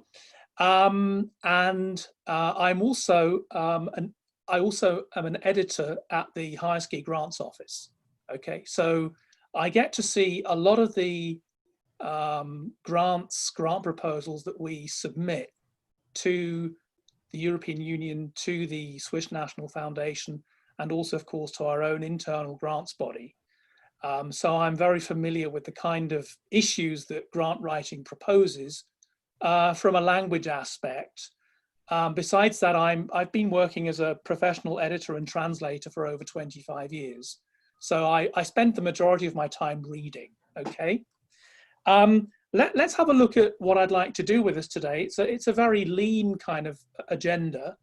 I'd like to actually mainly talk about 4 points. The first is, what do we do before we start writing a proposal? The second is, how do evaluators, in other words, people who read grant proposals, read? What do they want? And how do we make our proposals easy to read? If we have time, I'll share some examples with you, okay? So, going to the first point, preparing to write, essentially, I've written down the four most common points about preparing to write a grant proposal. And this is usually where, when I get to edit materials or when I sit down with authors to discuss their proposals, if a proposal doesn't work, it's usually for one of these reasons. Namely, they haven't determined exactly what they want. So the scope is too broad. They're trying to do too much. Mark, I'm so sorry to interrupt you, but we still see only your cover page. So I don't know if you have been changing the different slides. No. So maybe take it out of full screen. Is maybe that better? there, now we can see it. Wonderful. So now I think we are on slide number 3. Yes, it's the first content slide anyway. Fantastic. Thank you. So just to repeat, the first issue with grant writing is what is the scope of what you want to do? There's no point in submitting a proposal that is too broad. Okay, that's a sort of common pitfall. The second is you need to be absolutely crystal clear about why your project matters. Because the question that I use most when I'm editing proposals is well, so what? Why is this important? Because one of the problems that academic writers have in particular is that they think it's important to them, but they struggle to adopt a reader's perspective, namely asking the question, well, what do I as a writer have to do to convince the reader that what I'm actually saying is important? Okay, so there must be a learning effect. What should the reader learn from reading what I'm proposing? Okay, the so what question. I'll come back to that in a second. Also, how does the project match the funder's priorities? Which means you need to do a bit of background research work, because there are so many funding bodies out there, and you have to match what you want to do with the funder's priorities. There's no point in submitting to a funding body where you're not in line with their focuses, their priorities. So you need to do a bit of research, and that's something sometimes that I find applicants tend to sort of lose sight of, namely, what exactly is this funding body willing to fund? Okay, because we're not writing. We're not addressing a proposal to a research community where we sort of implicitly assume, well, because they're in the same field, they're interested. No, we have to do a lot more. How we do that exactly, I'll come back to. And before you start writing, decide what you want to include. I know that today, many of these funding bodies have, they have forms that you can complete, etc. But I was just the day before yesterday reading an application which was 1/3 too long. And they said to me, could you cut it by 1/3? Now that's a tough ask. Okay, and I said, and I've now actually established, now that the work has been done, I've actually asked them, well, how come the proposal was too long? Well, there were 3 of us writing the proposal. We didn't draw up a very exact table of contents that we then followed. Okay, so please, especially if you are a team of applicants, please ensure that you write according to a agreed table of contents. That's a very common mistake, that people will overwrite the word limit. Okay, so I need to go back. Now, what I've got on my screen here is a tool that originally comes from a very fascinating book. It's the best book that I know about doing research, by Wayne Booth and his authors from the Chicago School, called The Craft of Research. And one of the many excellent things that they do in this book is they talk about how do we formulate a research problem from our reader's perspective. Okay, and they say essentially they propose a 3-step formula: topic, question, significance. What you have here is it's a gap fill exercise, really. But I would say that unless you're able to complete this template before you start writing your proposal, or in fact an academic paper or an academic thesis, you're not sufficiently ready. So I've just provided some words here. This project investigates. What does it investigate? What's the topic? Because what is your, we would say, epistemological interest? What's your focus? Because I want to find out. What do you want to find out? What, how, or why? What is its significance? Because I want to help my reader understand this particular topic, this particular research question from this particular perspective. Okay, so this is something, when people come to me, when they come for writing consultations, and they say, well, you know, I'm working in this field and I'm researching this, that, and the other, and I would like to submit a proposal. I then say, okay, let's not have a long conversation. Please go away, fill this in, and then come back. And what do you think happens? What do you think happens? Well, one of the many things that happens is they say, well, I can't do this. I say, well, what prevents you from completing this? This is pretty straightforward. Why can't you complete this? I say, well, because it means that I have to be absolutely specific. And I say, well, there you are. So topic, question, significance, because that is the answer to the question that I raised before. From the reader's perspective, so what? Why should I spend time reading your proposal? Why should I spend time reading your paper? Why should I spend time reading your thesis? So in other words, this is one tool, a basic tool, to get ourselves into the position where we say, okay, I'm doing this because I want to convince my readers of the value and validity of what I'm doing. Okay. So to repeat, if you're unable to complete this, and if you don't have a clear-cut logical table of contents, then you're not ready yet to start writing your proposal. It means you have to go back to the drawing board with yourself or with your co-authors, and you need to become much more specific. Okay. And the reason why this preparatory work is so important is because, well, our proposals are going to be read by people who have an evaluative mindset, who need to have an evaluative mindset. The word readers isn't strong enough. The word fellow researchers isn't strong enough. No, these are evaluators. So the question is, well, how do these people read?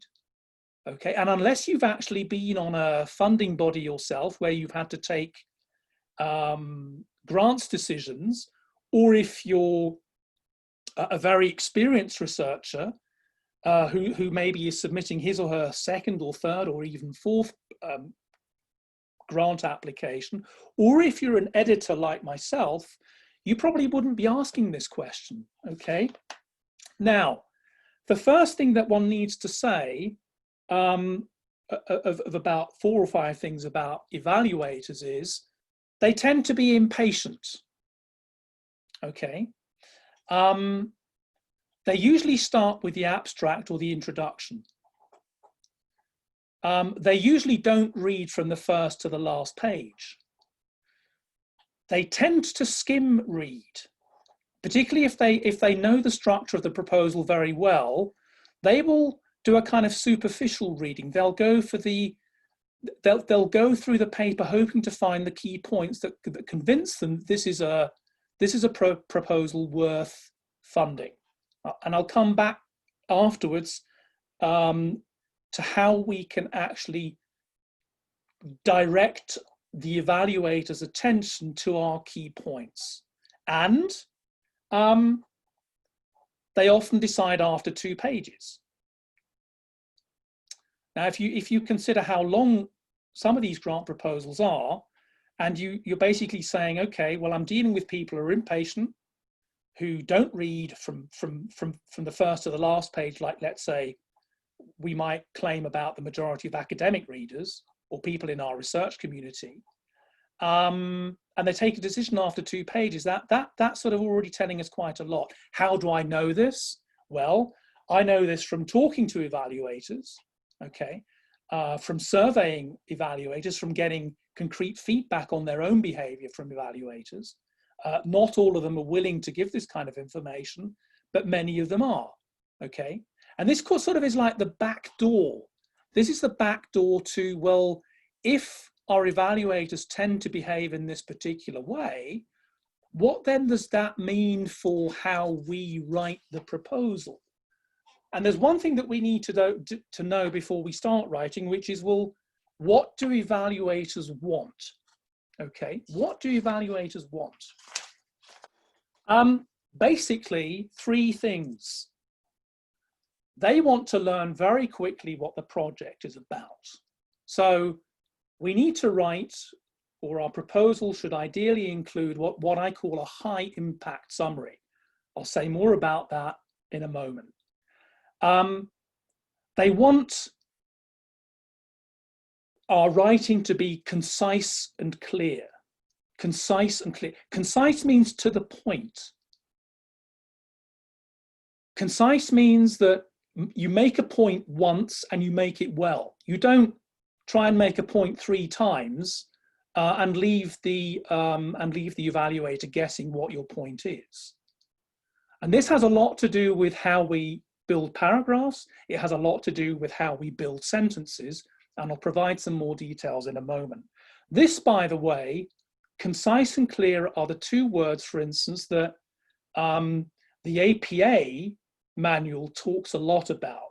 One of their key requirements that they have about communicating research and talking about our research findings is, well, if you're going to do it, if you expect people to engage with your findings, then you need to do so concisely and clearly.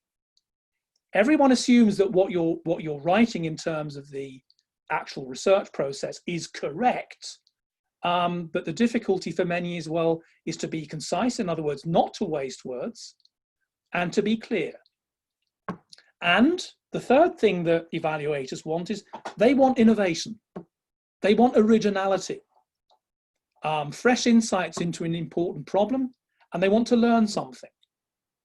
So in other words, in a sense, you could say we're in a kind of teaching situation, all right? Which is why at every stage of writing a proposal and of editing proposals, in my case, is the question, well, so what? Why does this matter? And if my answer to that is vague or not strong enough, then we need to go back, we need to sharpen the proposal, we need to be conciser, we need to be clearer. So we're dealing with people who are impatient, who therefore want to learn very quickly what the project is about. They want concise and clear language because they skim read, so they won't tolerate long sentences. And first and foremost, they want innovation, they want originality. Originality both in terms of the topic or problem, originality in terms of the methodology, and originality in terms of the findings. What findings does your work promise that basically is either unprecedented, it's never been done before, which of course is the unique ideal situation. Okay, so after those couple of points about preparing to write and about sort of the evaluator profile, let me talk about language. Proposals need to be easy to read. Okay, and this is where most writers need some help, usually. Okay, easy to read. And there's a lot of things that we can do to make our proposals, or in fact any text that we're writing, easy to read. The first, in the context of a proposal, is, as I mentioned before, is a high impact summary. High impact summary, a kind of what one might call an executive summary, would be the opening 2 to 3 paragraphs of your first section, even if the structure doesn't ask for it. Please remember what I said about, well, many evaluators only read the first 2 pages. So if my first page, even if the structure doesn't ask for it, if it contains a brief summary, an abstract, in other words, where basically you have 1 sentence per issue. In other words, what is the project about? Why is it worth doing? What is the methodology? what results, what findings do you expect to gain that are new? A kind of 5 or 6 sentence summary that basically is there. It doesn't take up a lot of space, and it basically sort of allows your evaluator to read that first and to say, okay, this grabs me, I'll continue reading. Because please, if you assume that because evaluators are there, that they're going to read everything that they're submitted, then that is a mistake. That's a misconception. It doesn't happen that way, okay? So that's the first tool, a high impact summary. A bit more about that. The first sentence is crucial. It always is crucial. So we could begin with the research question. If it's easy to explain its importance, well, it should be, or you start with the gap or need that your research will fill if it's not obvious. It might be obvious to you, that doesn't mean it's obvious to someone else, okay? One of the most fundamental mistakes that grant writers make is that they behave as if they were writing a journal article or an academic paper, which means, and this is my third point, they will start sort of slowly building up the topic, hoping to stimulate curiosity and interest. No, we need to tell them straight away what the project is about, and then we need to justify why the project is worth doing. Okay, why the project is worth doing. And that's what I call, and I'll come back to this in a moment, which is assert and justify. You claim and then justify your claim, which is something that most academic writers are not used to doing in that way. Okay, a kind of deductive approach. You begin with the point and you then argue the point. You don't explain, provide details, provide evidence, and then you basically say, I've done all of this to convince you that.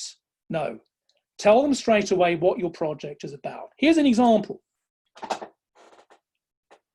The first 2 lines of a grant proposal, to help improve primary school children's reading levels, we propose a novel educational program. This will combine assistive reading systems, teacher training, and an innovative incentive scheme. I've read 3 lines. Essentially, I've got the essence. Namely, you're claiming that you want to improve reading levels in primary school children.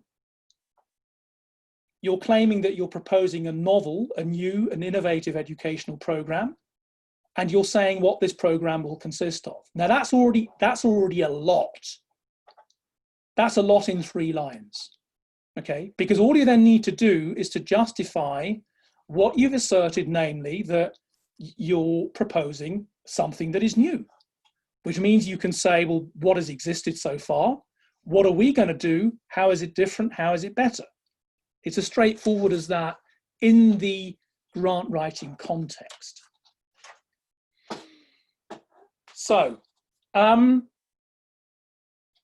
now, as you can see, these 2 sentences here are probably a lot shorter than you might be used to writing yourself, or that you will be reading in whatever material that you're looking at. You'll probably be saying, well, but this is very clipped, this is very concise, and it's very clear, okay? Because I don't need to read these sentences twice, or the only reason why I would read these sentences twice is because they highlight important ideas, okay? On that note, I'll just share a little anecdote with you. A couple of weeks ago, I got an email from one of our professors at the university here in St. Gallen, who said, I've submitted what I consider and what my co-authors and everyone else considers to be very original research. And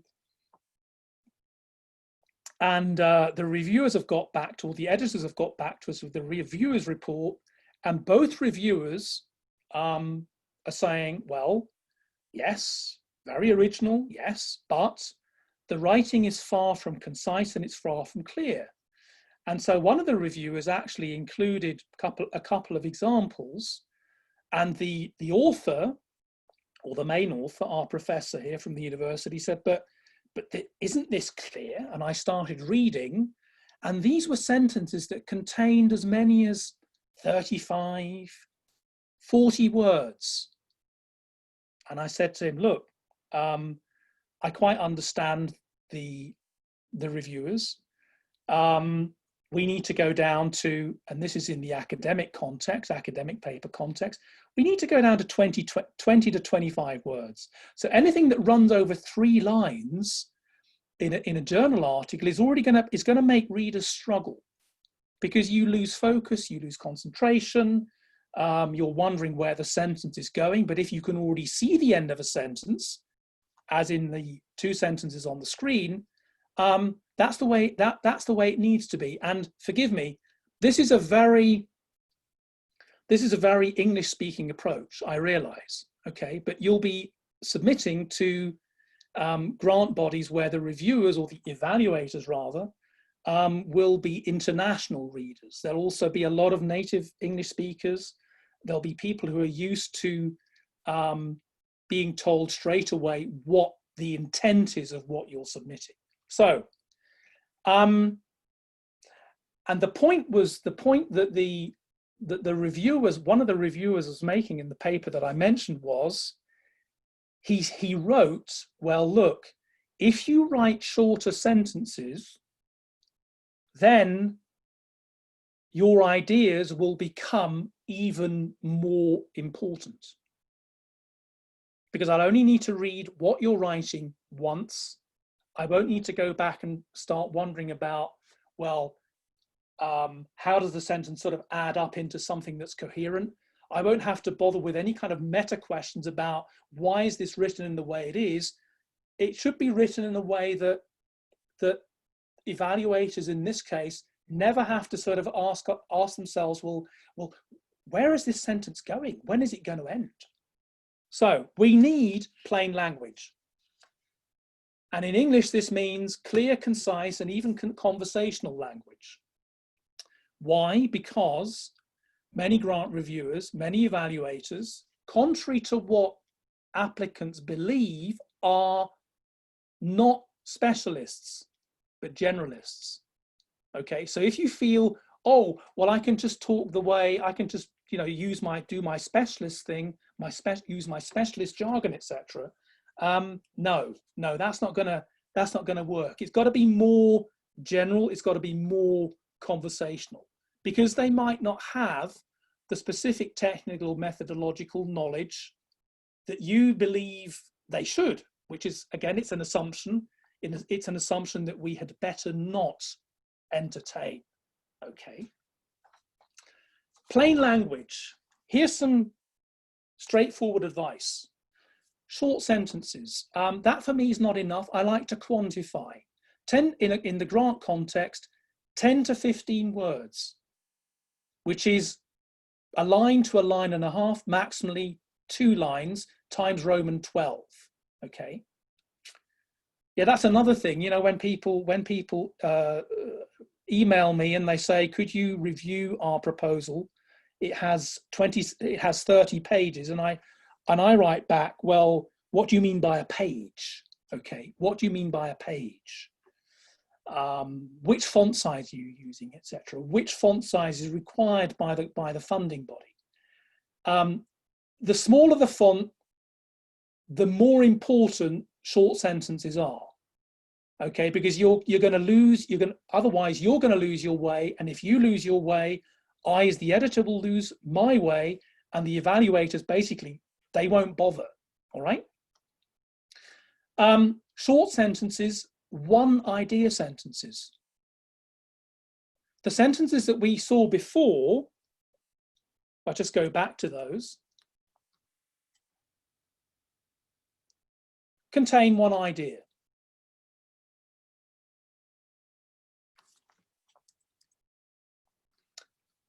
English prefers the active than the passive. Now that makes sense because when you're submitting a grant, you're writing from your perspective. You believe that what you're submitting is important. Okay, I realize there's a huge debate, not between English and other languages, first of all, and then also between English-speaking journals, whether the active voice or the passive should be preferred. English generally favors the active. It doesn't mean that we never use the passive, but we're very selective, so that one particular part of a paper or of a grant proposal that can be written in the passive is, for example, your methods section. 25 interviews will be conducted. Of course, you can write, we will conduct 25 interviews, but the passive in that kind of context is perfectly admissible. Okay. The other thing is that any active sentence which begins with the subject, our research aims to, is going to be much shorter than any passive sentence. That's easy to test. Active sentences are shorter, and because they begin with the subject, they will only talk about one thing, so they'll generally only contain one idea. The same goes for short sentences, short paragraph. Maximum 6 to 10 lines, that's 4 to 6 sentences if each sentence has 10 to 15 words. Okay. And here's perhaps a piece of advice that I can give, that it's good when you draw up your table of contents, and your table of contents needs to be detailed, broken down into the paragraph level. It's good to give yourselves a budget. It's good to say, okay, this guy here in St. Gallen at the writing lab said short paragraphs, and he said 6 to 10 lines. So what can we write in 6 to 10 lines? Presuming that each paragraph will first announce its topic and then develop that topic within, you know, a comment that is maybe 4 to 6 sentences long.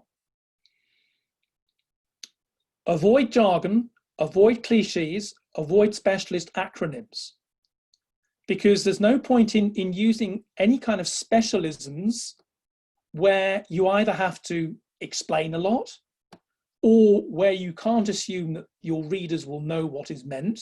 And if you do use acronyms, you have to be sure that you spell them out. I know it sounds straightforward. I know you're going to say, well, of course we're going to do that. But I can tell you, I read very many grant proposals which are too vague about, you know, specialist terms, where there's an assumption, well, they either know or they'll find out. Again, remember, they're impatient. They don't have the time, and they may not even have the interest to go into detail. I might perhaps say that you might sort of, before you write your proposal, you might go and read a Financial Times article, what kind of vocabulary is used there. If you are using essential technical terms, highlight them either in inverted commas or in italics, and of course define them. Okay, so much for plain language.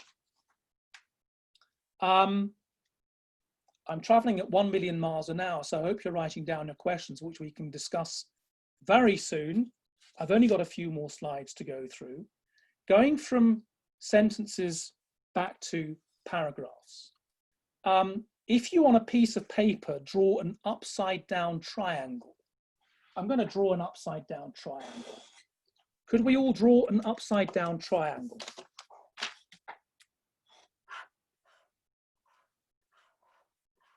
Can you hear me draw my upside down triangle? Yes. Okay. So what do upside down triangles have to do with paragraphing?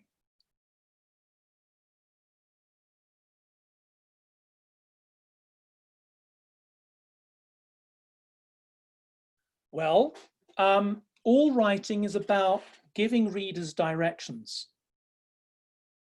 And in English, we have a concept, a very time-honored concept, which was introduced, believe it or not, in 1918. It's called the topic comment paragraph.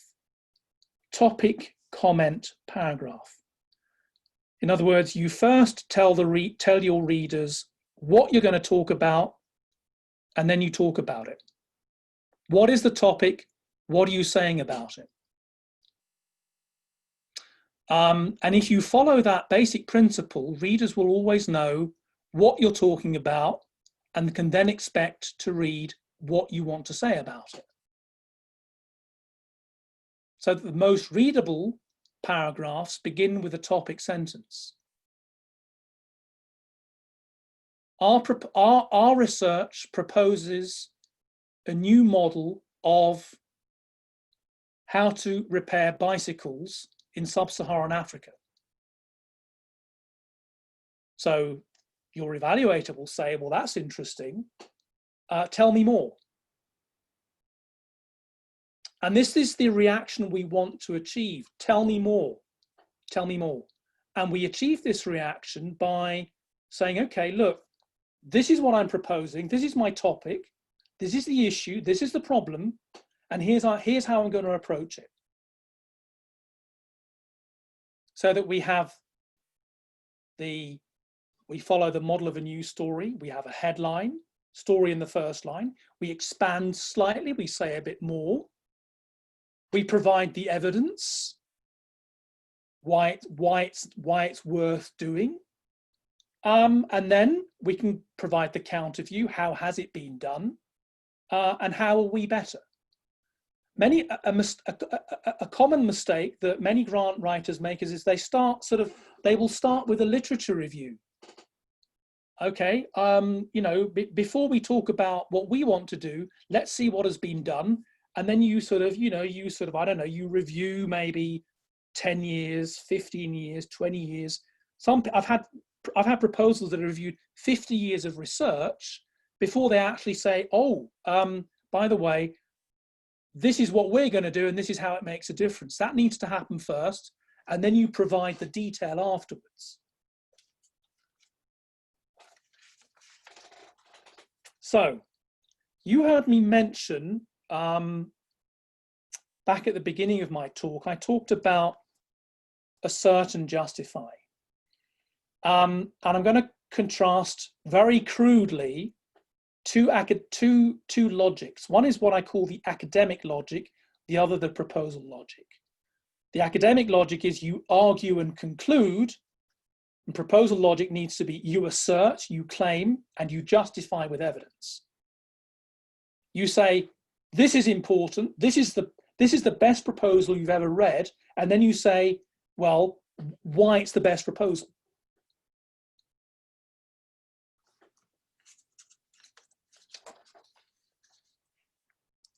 To give you an example, and I think this is the one that I may have used in my teaser back in, I think it was January, before the lockdown anyway.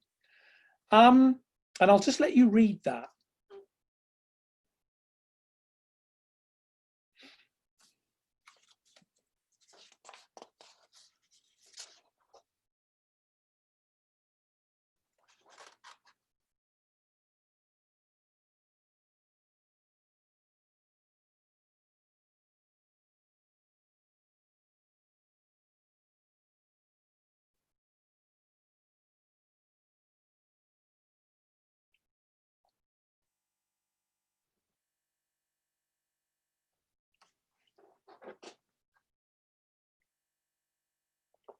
Right.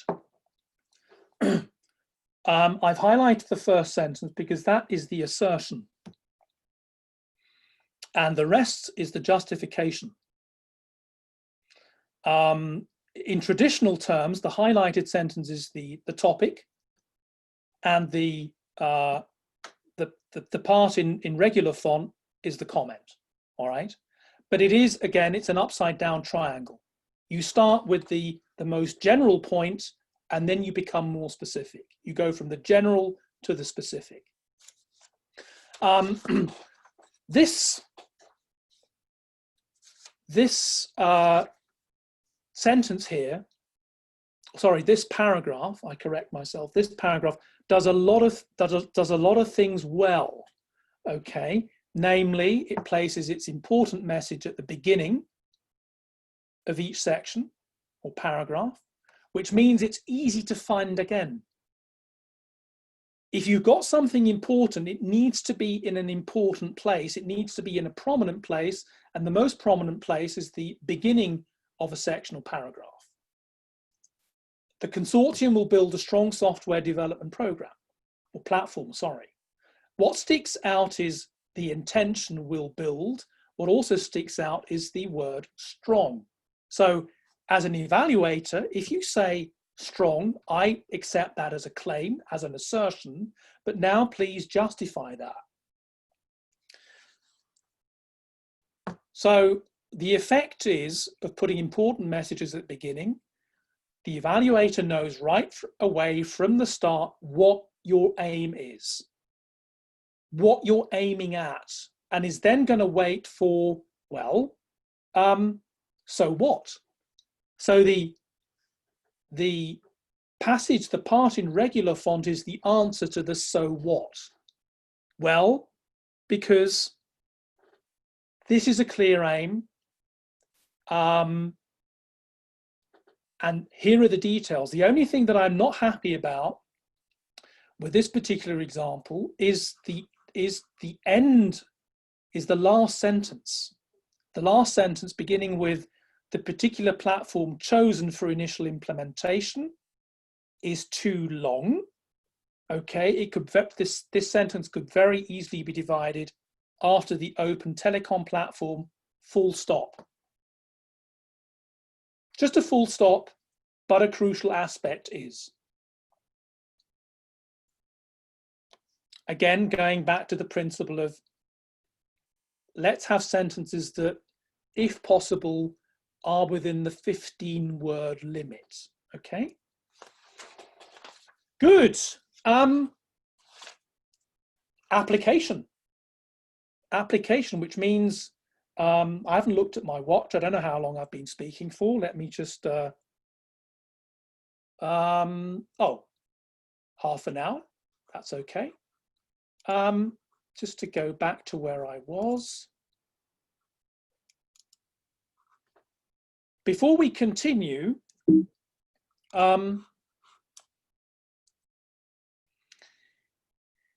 the Writing Lab offers writing support. If you need writing support, you can email us either at our general account or you can email me personally. Okay. Right. Before we move on and look at some examples, may I ask if you have questions? I've just opened the chat. So just let's see, we're Steiners and it's not moving. Please mute the microphone. From general to specific, Sabrina, that's what I meant, yes. But from general to specific means it's sort of, it's the concept of how large is an idea. And you need to rank order your ideas in terms of size and weight. So the key ideas come first and the supporting ideas come second. Ayush, what do you mean by focusing or funneling? So that was the response to your question when you asked everyone to draw an inverted triangle. Yes, precisely. Exactly. So I have a question, like, is it okay to write in first person? I can't give a general answer to that because it's like with journal submissions. There are journals, as you probably know, that encourage the use of the first person, and you're talking about the first person singular, right? Yes. Okay. Because of course, if it's the first person plural, we, there's no question that you can use that. It's sometimes, my advice is to find out before you submit. If I were to sit here and say, well, of course you can use the first person, I know of evaluators who would consider that to be, let's say, arrogant. And then on the other hand, there are evaluators who would say, well, yes, of course, because it means you're taking clear position, it means you identify with the project, etc. The danger of using the first person is that you might end up narrating your own proposal, that you sort of become like a voiceover. Okay. So I would say, generally speaking, I would be shy of using the first person in grant proposals because they can be distracting. I'm not saying it's impossible, but I'm saying I would rather be shy. Because what can happen is that you introduce a sort of a meta level that you begin reporting your own proposal, or you begin reporting your own research.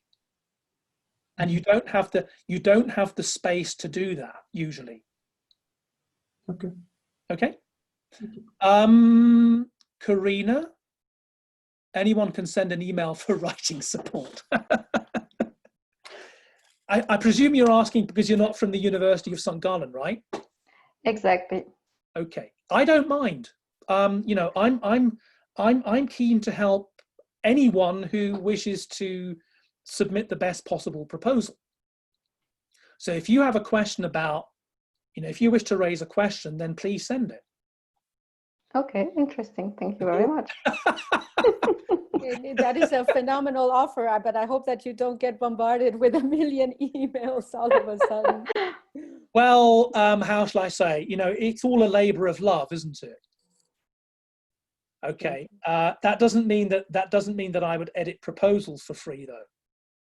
It means I will happily answer questions. It means I can also take the time to maybe look at a page or two and to give you a sort of a general kind of feedback to say, maybe when you're at the drafting stage, look, this is going in the right direction, or dear, oh dear, I think you need to do this, that, and the other to make sure that the proposal comes across as effectively as possible. So sort of more like strategic advice, okay? That I will happily provide, no problem at all. Wonderful. Another thing that we can probably do is take a compilation of different questions in the next couple of weeks and so forth, and see if we can organize a second part to this workshop where we really address a lot of the questions. If we see that there's a pattern, or if we see that that people are heading more or less in the same direction with similar questions, then hopefully we can maybe arrange a second part to this. Very good, very good. Auntie, how can we tell what is clear? Sometimes our writing is clear to our eyes or mind.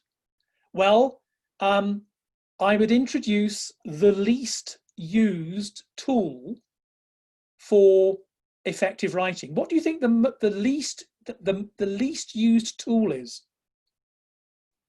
I'm not sure. Would you mind guessing?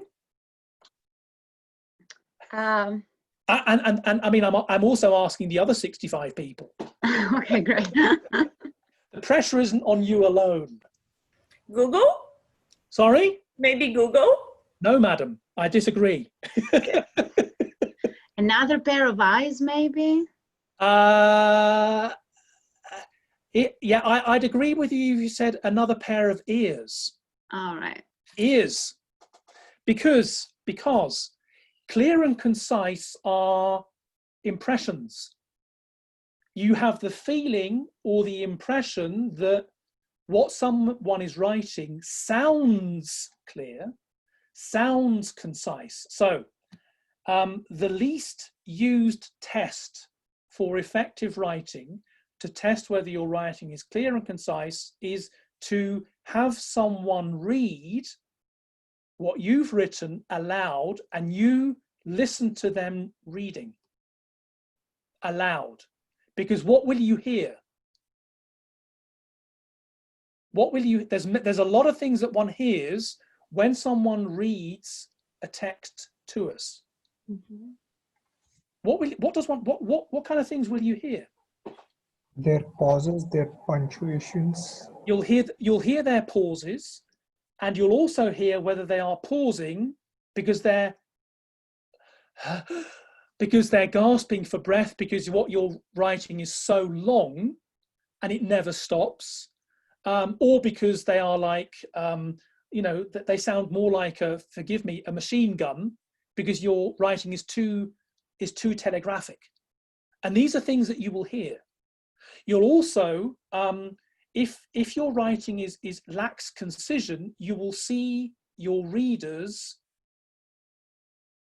puzzle. They will sort of, you'll see face movement. They might be knitting their brow. They might be sort of saying, oh, what does that mean? They might be saying, I need to read that again. I don't understand this. And that's invaluable. That is absolutely crucial feedback. So my best advice on top of what I've been saying is don't trust your own ears. Don't trust your own eyes. Don't trust your own thinking because there's too much at stake. I would say there's more at stake with a grant proposal than with an academic paper because of the funding that's involved. Because that's why you're doing it. You're doing it because you want funding. So the first and last test is have someone read what you've written aloud. You can cook them a nice meal in return or do whatever, but I don't know. But it needs to be done more often than we do it. It's the least used tool. Thank you. Thank you very much. You're very welcome. Marina, I think you've just answered my question by showing the email.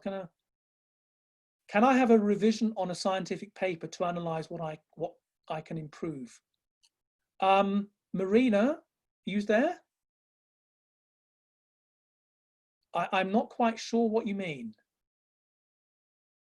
by can I have a revision of a scientific paper? Marina, I'm sorry, we cannot hear you. Can you please unmute yourself? Oh, I see. I can't Thank see you. her. Yes. Well, yes, just like something short, maybe 4 pages, and you tell me your sentences are so long or something very concise. Maybe I can just send you an abstract of something I wrote. You can. Yes. Okay. You have my email? Yes, I mean, I will figure it out how to find it. I think it's published here. So yeah, you'll be getting the slides anyway. Yes.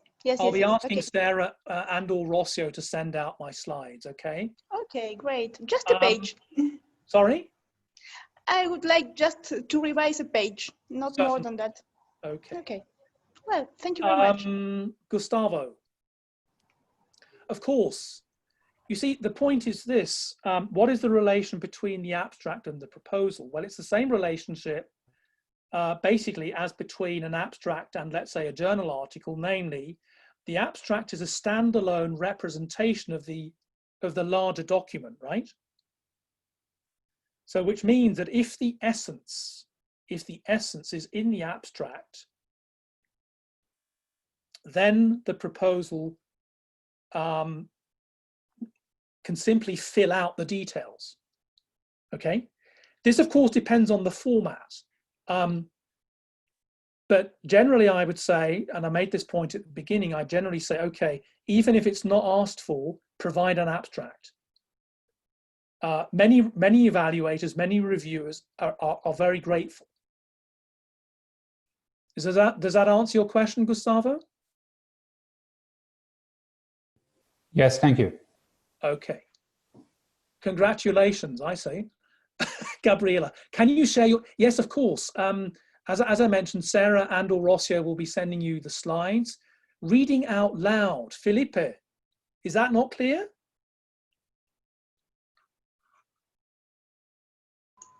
No, thanks. It's quite clear.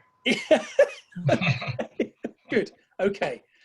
It's like, you know, you've got to imagine that. I mean, this is a fairly playful element, but with good play, as you know, the best playful elements have a certain seriousness to them. So if you imagine that, and there's something else I should mention, which is it helps to do this standing up. You can sit down, but the person reading should ideally stand up. They can even walk around. You just can listen to their voice. What does my proposal sound like? Do I sound concise? Do I sound clear? If I don't, where do I need to improve? What do I need to improve? Am I asserting and justifying? Am I using upside down triangles, in other upside down paragraphs, beginning with a topic and then going into detail? Or am I beginning with a specific point and then basically expanding it to a point where, well, you know, you're going to produce a proposal that is 1/3 too long? Remember, I spent 2 days this week sorting out precisely such a proposal. Of course, it's easier to do so from the outside. Thanks for the talk, it was insightful. Is there a way to spot a paragraph that is too vague? This is Sebastian. Intending to make it short, you make it so short that it does not say anything meaningful and potential. Okay, right. Sebastian again. I would apply the same medicine, which is, this is something that you will definitely hear. One hears everything. You will hear whether what you're writing is vague. You'll hear whether it is, whether you're waffling, whether you're pretending, whether you're bluffing. These are all things that you will hear, and experience though tells me that if we go back to paragraph length of 4 to 6 sentences, if you follow the recommended structure, this requires you to be disciplined, in other words, to follow a structure that produces coherence and where every sentence has value. It's better sometimes to say, okay, we're gonna write 20% less than they want. They'll be delighted. They'll love you for it. Yeah, does that help? Thank you. Yes, yes, indeed. Thank you. Now the SSLAS. So Please, that. Oh, I see. Oh, yes. Okay. Yes. Yeah. So I think that that comment is addressed to us. This is actually an event organized by the Leading House for the Latin American region. But Sure. we also have another organization called the Swiss School of Latin American Studies, which incorporates all the PhD students and the postdocs and professors all across Switzerland who do research related to Latin America. So the SSLAS, we have several persons from the SSLAS right now, and thank you so very much. We will try our best to continue providing you workshops when we can. Good, thank you, Rocío. May I just ask, before we look at some examples, because we have bags of time, may I ask if there are any other questions right now? You can either type them in the chat or you can just speak. May I have a question? Sure. Many of the participants here, they may not be native language speakers, Yes. Native English speakers. So do you have any suggestions about writing proposal more directed for non-native English speakers, especially if you speak Spanish or Portuguese? You mean if Spanish or Portuguese are your first language? Yes. And you're writing a proposal in English? Yes. I would definitely suggest that you have your proposal edited. Okay.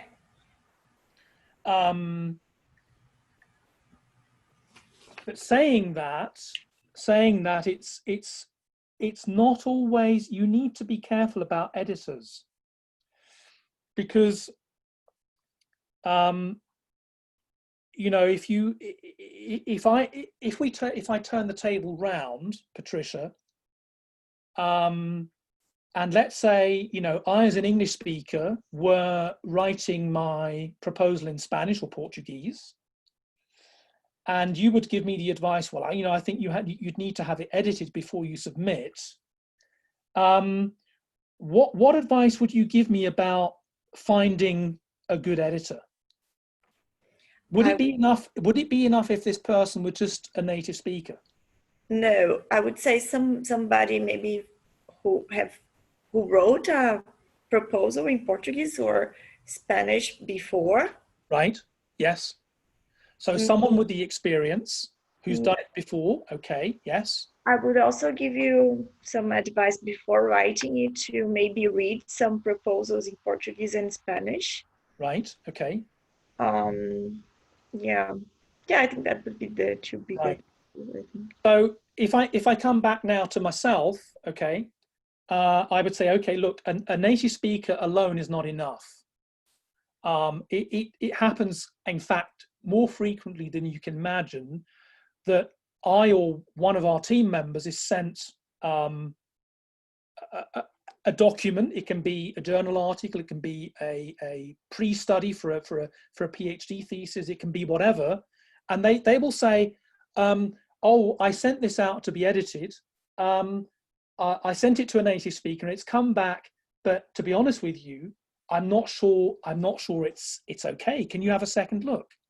And what you then discover is that, well, they may have edited the grammar, they may have supplied most of the missing punctuation, but they haven't edited with an editorial framework in mind. In other words, with a strategic approach to language, a communicative approach to language, namely sort of following, some of the advice that I've been sharing with you this afternoon. Like, for example, that one would treat a grant proposal as a specific type of text that is different from an academic article, that is different from a newspaper article, that is different from a press release, okay? Every text type, every genre, if you want, has specific requirements. And unless you're either someone who is a trained linguist or who is, let's say, who is in the academic world and has either been writing proposals or been editing proposals or other kinds of documents that we use in research communication, you won't be sufficiently, your mind will not be as razor sharp as it needs to be to read these kind of documents. Particularly because, and you can test this yourself, one question that you can ask a prospective editor is the question that I asked you. Well, how do evaluators read? And unless you get a satisfactory answer to that question, I would be doubtful about entrusting my work, or my proposal in this case, to someone who isn't able to answer that question specifically enough. Okay, because, and I'm saying that not to dramatize things, but just to make sure that your proposal has the greatest possible chance of succeeding first time. Is that okay, Patricia? Yes, thank you for the answer. Okay. Felipe, one more question. Should the contextualization paragraph come after the initial assertion? Yes. You can you assert first and then you contextualize. You claim and then defend. You claim, you assert, and then contextualize. You announce and then you expand. So that invariably what I'm describing with these pair of words invariably is what I mentioned, what I was saying with the upside down paragraph, okay? Don't, for heaven's sake, begin with specific points, with detail. Come in and say, this is what we propose to do, and doing this will help solve this and this problem. It's very good to think of a grant proposal as a proposed solution to a problem that you've identified. A research question itself is not strong enough. That's why I was referring you to the three-step formula proposed by Wayne Booth and his colleagues. topic, question, significance, because it's the significance that takes the question to a problem. What problem are you trying to solve, and why does it need to be solved, and what will my evaluator in this case, or later my readers, learn from this particular approach to this particular problem, from these solutions.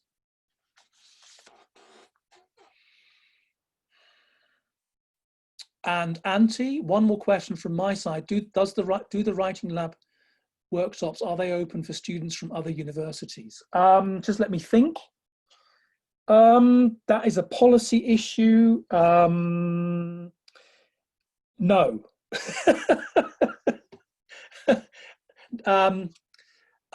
What we do offer though is we do of course offer workshops, and we deliver workshops to other universities, but there's a fee.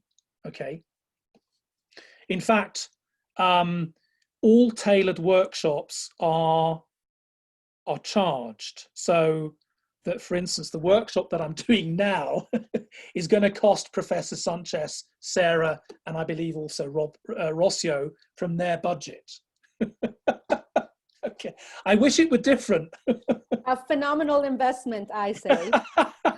Well, you know, you'll let me know when your proposals have failed. Okay. Let me just, do you mind if I just share the screen again with you? Just let me see. Right. That's just need to reduce the font size. Right.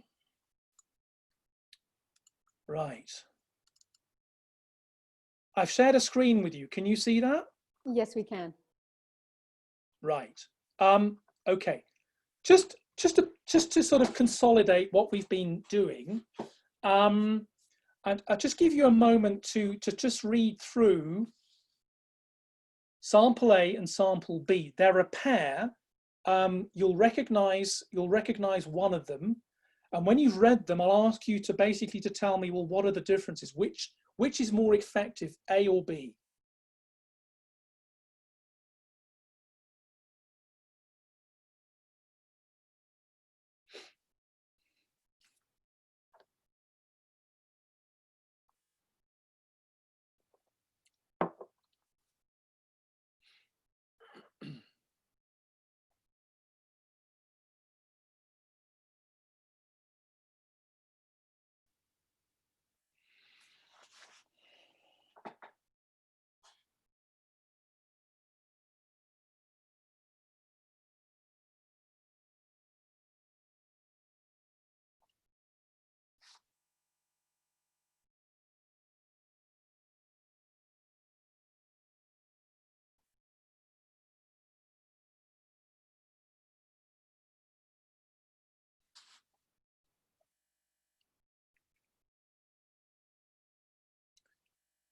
Right. The floor is open, as we say.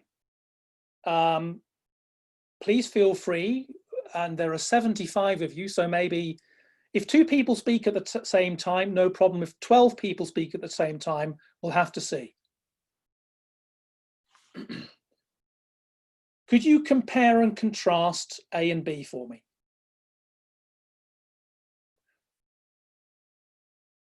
What did the writer of, or the writers of A do? What did the writers of B do?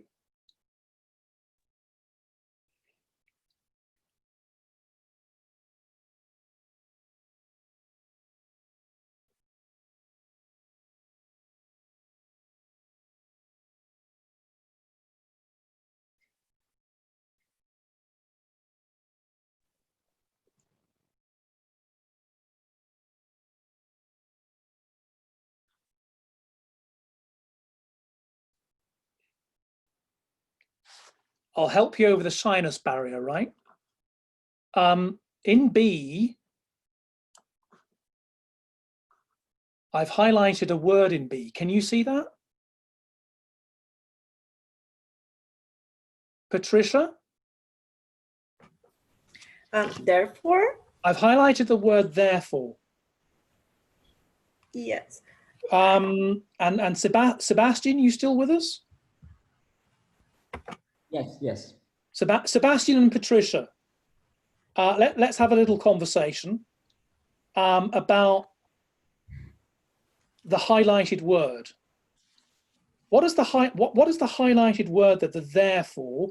What's its function? What's its purpose there? It tries to sum up the idea. So in my opinion, they do the inverted triangle. So they say we're going to do this, and then they give the context.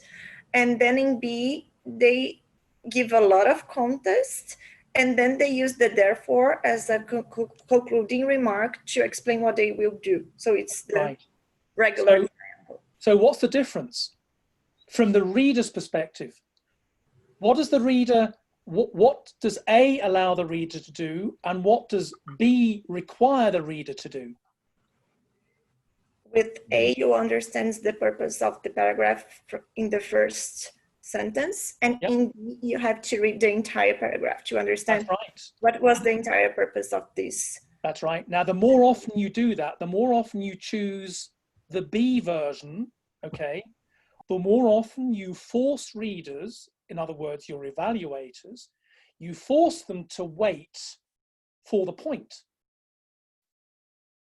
Because you're basically saying, well, you don't actually need any direction. I'm just going to provide some content, and then I'll tell you why I'm providing you this content. I often compare this to, you know, you have a road that has signposts and you have a road that has no signposts. Now, if you've got all the time in the world and you've taken a gap year and you're basically, you know, you've just hired a Cadillac somewhere at the beginning of the Arizona desert and there are no signposts, well, there are these days, but if there are no signposts, you're going to say it doesn't matter how long it takes because it's a holiday, it's my gap year. I've got all the time in the world. So the signposts can come when they come. But with our evaluators who are impatient, who are expecting you to get to the point because they've got 20, 25, 35 other projects to read and evaluate, they want the signpost from the beginning. And they want to see the main signpost, namely, what is the prize? What is the fruit on the tree? And they want to see the fruit, that they want you to say, the fruit on the tree is this, and then the context, why is it worth picking? And of course, why is it worth eating?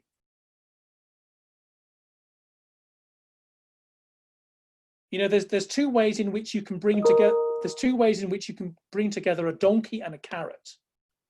You can say to the donkey, oh, dear donkey, look here, here's a carrot. Let's go for a walk, and when we've gone for the walk, I'll let you have the carrot. And of course, there are donkeys who will say, well, actually, I'm not in the mood. I want the carrot now, and then we can talk about how good the carrot was. So if you just bear in mind those scenarios, the donkey and the carrot scenario, in A, you get the donkey gets the carrot from the start and is then told why it's a viable, why it's the best possible carrot that they could eat. But in B, you've got to wait and wait and wait. So there's a lack of orientation. Let me go on. 2A and 2B, again, they belong together. I'll give you a moment to read them.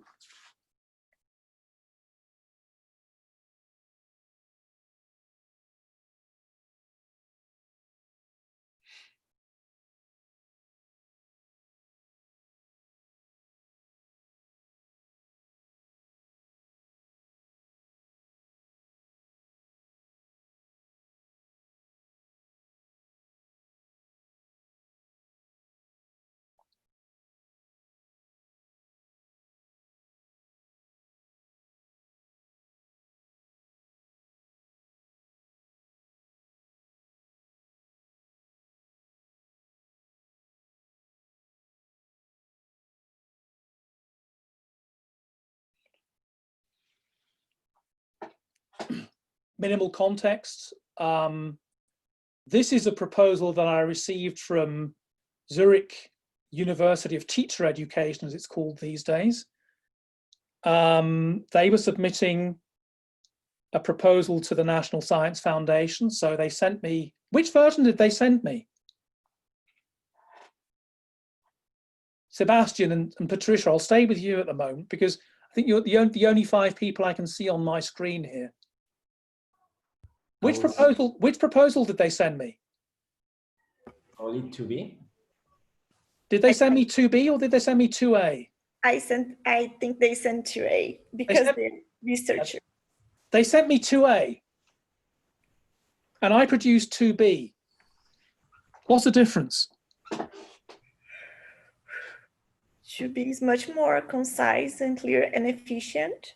2A, they try to put a lot of information from disciplines, from the pilot studies, from the system, without being very effective and probably taking a lot of time that would be useful to explain other things. Right. Grant proposal. I won't do it now, but if I did, you would probably pity me because 2A is 1 paragraph, right? Or rather, it's a 1-sentence paragraph. Can you see that? Yeah. It's a paragraph that is a sentence, or a sentence that is a paragraph. Which means, what does that mean in terms of what of some of the paragraphing strategy that I was talking about before? What does that mean?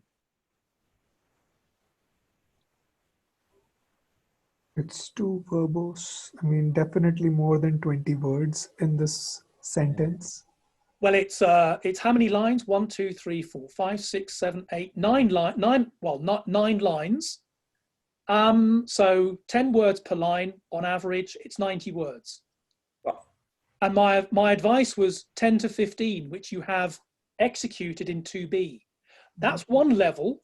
That's one level. So and you know, it's not that uncommon. Not that uncommon. But of course, you cannot submit this kind of language. The other thing is in terms of paragraphing strategy, well, there's no direction, there's no orientation. You don't know when you start reading based upon the plethora of previous research conducted across such diverse fields as psychology, sociology, higher education and business, and our own pilot studies undertaken at the highly prestigious research centre where our innovative novel systems have been tested and validated, children enrolled over the course of our study, etc. and so forth. Where is that going? You can see what happens if we do not have a topic sentence, if we do not have an assertion. We don't know what is what. We don't know what the topic is. We don't know what the aim is. All we have basically is something that is content, rich in content, but it's unstructured. So at every stage of our proposal, and this also applies to any piece of writing, where the purpose is to communicate research, we need to signpost the reader's way through our material. And that needs to happen on the paragraph level. We assert and justify, and it needs to happen on the sentence level where we say, all right, I'm going to share one idea at a time. People often ask me, how do I produce flow in my writing? How do I produce continuity? Well, the first thing you need to do is you need to slow down. You need to slow down and communicate one idea at a time, because that allows the reader's mind to engage with one idea at a time, which is what most readers, particularly if they're reading material that is new to them, is what they're capable of doing. Because if you write differently, they will start skipping. I do it myself. Except when I'm editing, then of course I can't afford to.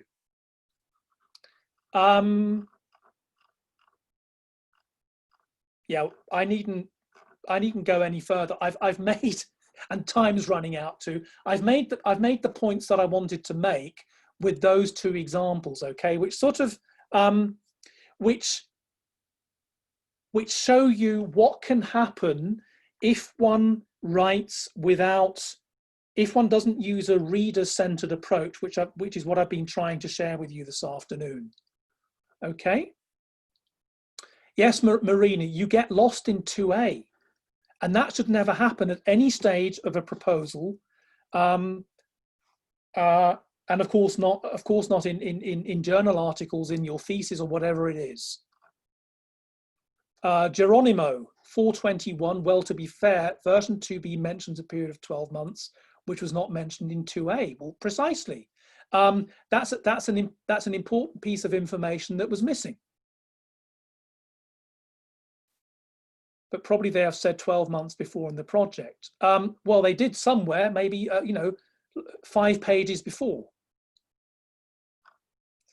We still have a couple of minutes, so if you have any final questions, I'll be happy to answer them.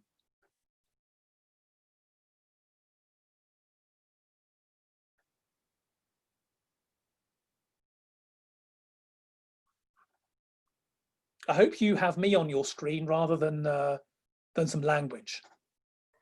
Is that correct? Yes. Okay, lovely. So I had this question, like in the example 2A that you shown, the person was like using a lot of descriptive words like yes, prestigious research center and these kind. So it was more like describing it using a lot of words. So is this a practice that should be actively avoided, or there can be some room for this?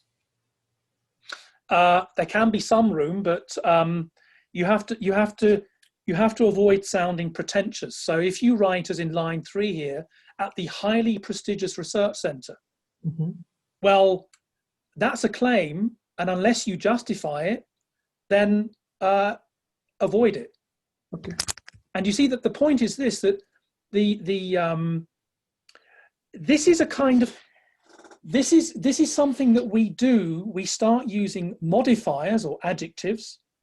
We start using these kind of modifiers to leverage, to sort of create importance.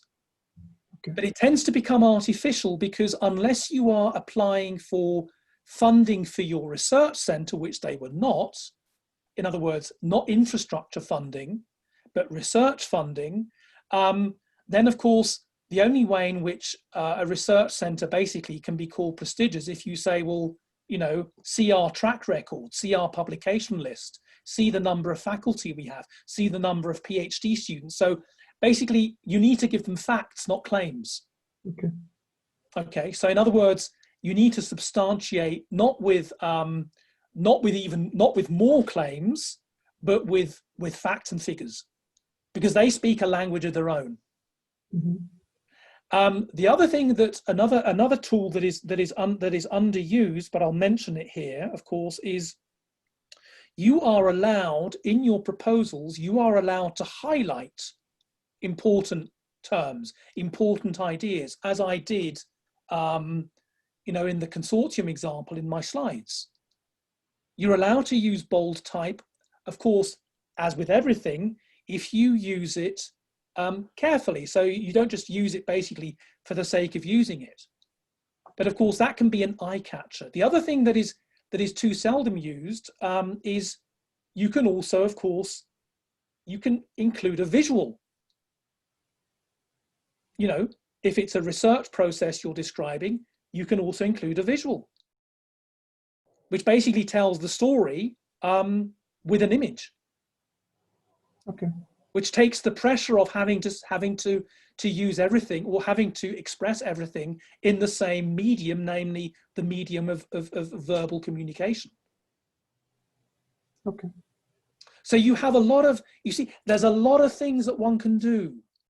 And if we sort of free ourselves from the notion of, it's got to be text, and it's got to be written like an academic paper, then we're going to entangle ourselves in a particular kind of discourse which is usually inappropriate for the proposal context. Okay.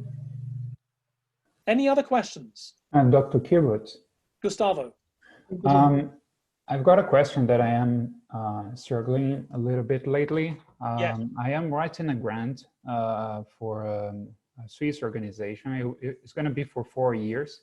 Yes. And the problem is that I am submitting it for some projects. And the first project will be very clear. And I can apply exactly the advice, the pieces of advice that you are suggesting. Yes. However, for the next ones, they are not very clear yet because they will depend on some results that we will have in the first project, or also we are asking for this grant to make some more literature review and to make some interviews with physicians and patients. So yep.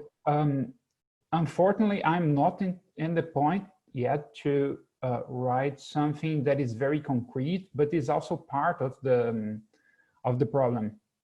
What's your opinion about writing a grant on a project that can modify, that is more like a living project?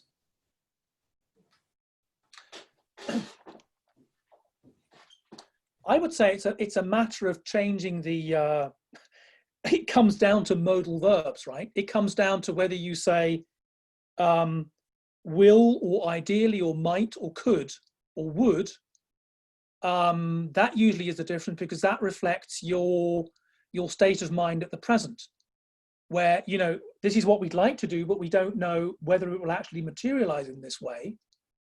And I think if one is straightforward about that, then you can follow the same structure as the one that I've been proposing.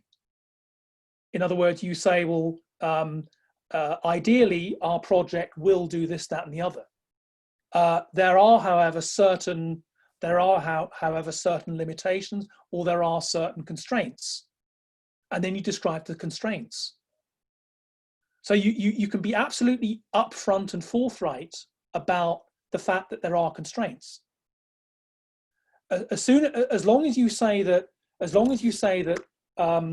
you know, you have firm intentions, and that based on the knowledge you have at the moment, which of course is not exhaustive, you would, however, project this and this future.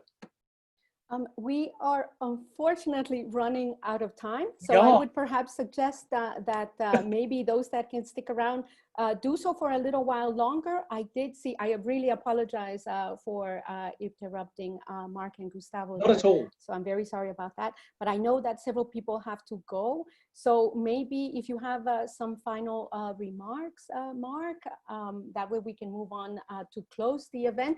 But right. We will stick around for a little bit longer because I know that some people still have some questions. So we will be here for a little longer. But I think we're going to start wrapping it up now, if that's okay with everyone. That is fine. So what would you like me to do? I think that there were 2 questions remaining in the chat. One okay. was if you were able to share some recommendations for readings or articles. I think we can certainly do that with the in the PowerPoint presentation that we will be sharing with everybody. And there was one final question related as to whether footnotes or... Yeah, I'm just looking at those questions now. Marcos, just let me, I'll just type in an answer to Marcos's question there. English for, but this concerns academic writing, not necessarily proposal writing. English for writing, just hold on a second. Sure.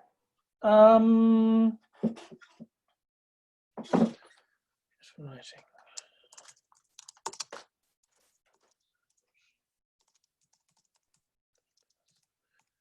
(2011, 2016). So the best single book I know about academic writing is by Adrian Woolwick, who is a highly experienced editor. He has 35 years editing experience. He also teaches academic writing. and it's a Springer publication, English for Writing Research Papers. That book basically is a how do I book. It talks about academic writing in general and then takes you through the various sections of a paper or thesis, and it provides checklists about what needs to be in there, etc. I've also developed some material that I use with our particularly PhD students here in St. Gallen, and I'm also happy to share that. But if you'd like me to do that, you'd need to follow up by email, okay? I hope that answers Marco's question.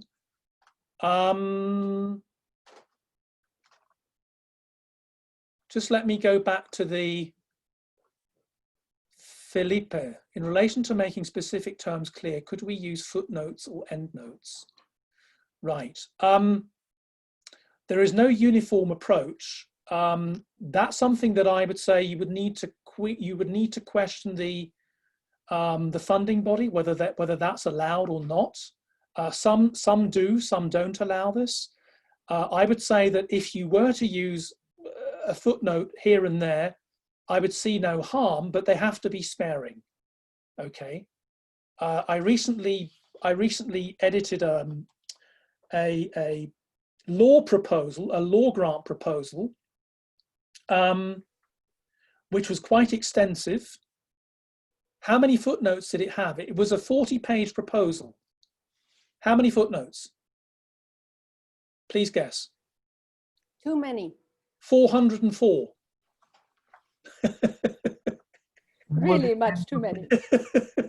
So we will share all presentation slides. Thank you for the thanks so much. Very insightful. Thanks a lot. Great. I think that was actually the last question. Was that the last? Question? And now everybody's just very warmly giving their thanks, which brings me also to my point of giving a great thanks to Dr. Mark Kyburz for this spectacular and very insightful workshop.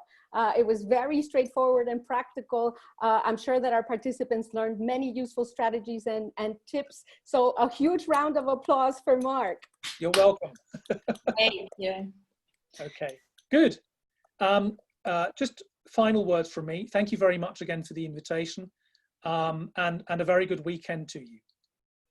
Thank you once again, everyone. Thank you very much. And that's, we will be sharing these slides and the links that we were there. So now we're just going to take a minute or two to wrap things up. I think that Professor Sánchez maybe had some words. No? Okay, then I really just want to thank all of the presenters from today, from all of the different funding agencies and research networks from across Switzerland. So we had Ignaz Strebel, Larissa Beutler, Dr. Pedro Capra, Dr. Ruxandra Stoicescu, from all these different funding agencies, and we thank them very much. I also really want to thank my great colleagues at the Leading House for the Latin American region who made this possible. Yes, exactly. So Professor Dr. Yvette Sánchez, who's our program director who's for the Leading House for the Latin American region. Thank you very much for all the amazing things that you do.